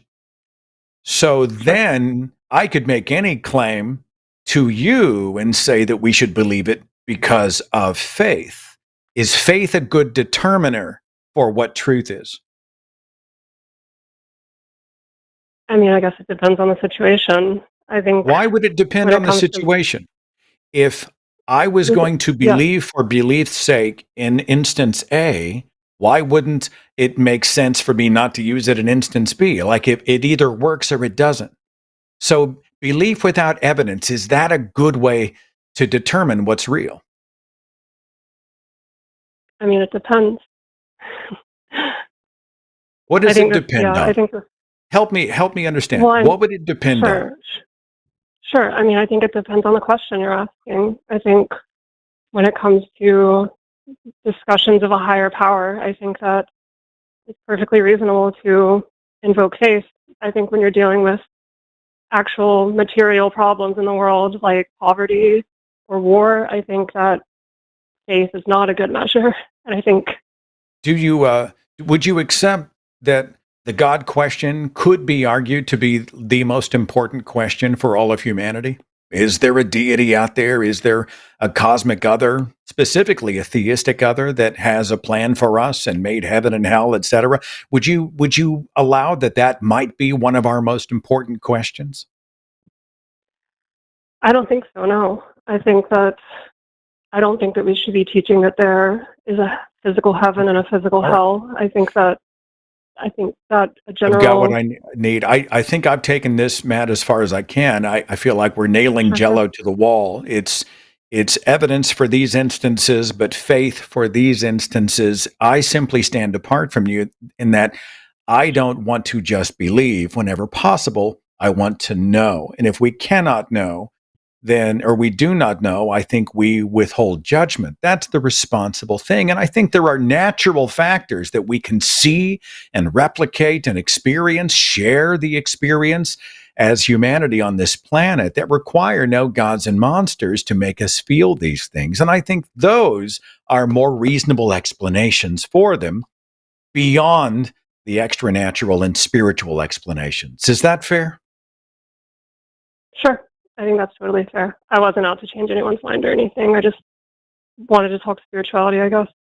No, I mean, but spirituality is one of these untethered words that anybody can use in any context, and there's no way for us to nail it down. And you understand the challenges. Like, would you be able to define what spirituality is? I think just for me in general, it's No. everything that can't be seen. Like, yeah. What is it? If it's true for you, it's true for us all. What's spirituality? Right. And that's what I can't define. I guess for me, I would just have to look at the sacred mysteries of the church about transubstantiation and the rituals that go along with that. Transubstantiation is a completely different conversation, and it has been debunked.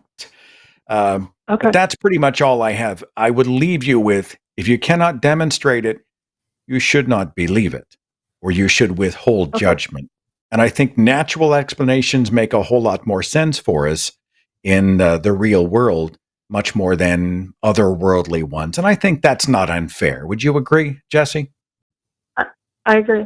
And I think, I agree. I do value your opinion, and I thank you for talking through it. You're most welcome. Matt, do you have anything else? No, if you can hear me, I missed too much of it to be of any use, and I'm just glad you guys came to some understanding. Thank you, Jesse, for calling in. I appreciate you. Sure, thank you. All right. Spirituality, and then it was all the gods, and it's. I think we have a tendency in many ways. We see this yearning to connect the transcendent, and I always use that word clumsily, but I think people understand the intent behind it when I use it. And they want to say it's almost a religious experience. We say it that way for a reason, because many times language seems inadequate. And then if we think, well, it's bigger than language, it's bigger than our brains, it's bigger than our hearts, it must be bigger than us, maybe it's connected to life, the universe, and everything, and that everything involves a deity. And I just think that's a step we don't need to take. The real world can be wonderful enough. And I hope that Jessie is honest enough with herself on her journey to be able to acknowledge that, because I think having those experiences tethered to the real world and not magical thinking, they're actually better. They're more awesome. They're more amazing. They're more rewarding. They're more fulfilling. I would rather have those experiences outside of a God belief, because to me, They just mean a whole lot more, but that's just me. And that brings us to the 5 o'clock hour. Any final thoughts, Mr. Dillahunty? No, I think the one question that I was waiting, and then there was a power spike here, and it tripped my uninterruptible power supply to shut down everything in order to protect the motherboard from getting fried. It's got a little circuit breaker on it. But the one thing Jesse said that, well, there were several things that I would have addressed, and it was this, I found a way to connect it to something greater. Much like spirituality, I don't know what greater is, what greater means. How do you well, the universe is greater than us. Wait, we need to define great, because if greatness is subjective and it's contingent on us, then the universe isn't greater than us. I'm not sure that there's anything greater than us except for us, the extension of us. But I don't know. When people say, I can tie it to something greater, I don't know while I was away, if you got to that, of what does that mean and why is it appealing? But more importantly, is it true? Does it have any significance? Of if it's just this, I would like to live in the humility that I am not the greatest thing ever and that the universe isn't entirely about me. Yay! I'm there, despite what some of the trolls in chat think. But I don't know. And what I find is that people will talk about these things and it'd be like, it's spiritual and there's something greater. And they use all of these terms that are meaningless or deepities or confusing. And they think they've communicated something when I don't know that they have. But I'd like to, if somebody actually has something about spirituality or greater that they could clue me in, I'd like that, because I know some atheists and some friends of mine who talk about some things in those terms. And in 20 plus years, none of them have ever been able to describe in any relevant detail what they actually mean. It feels like people are saying, there's a lot of mystery, and I just don't want to pretend like I've got it all sorted out. And if that's the case, then don't pretend you've got it all sorted out. Someone in the chat had a great point as we roll the outro credits here, that a spike hits your uninterrupted power supply. Where is your God now, Matt Dillahunty? Thanks for watching. Thanks for listening. Good to see you, brother. Thanks for letting me play along today. Appreciate you. Of course. All right. Take care. See you guys later.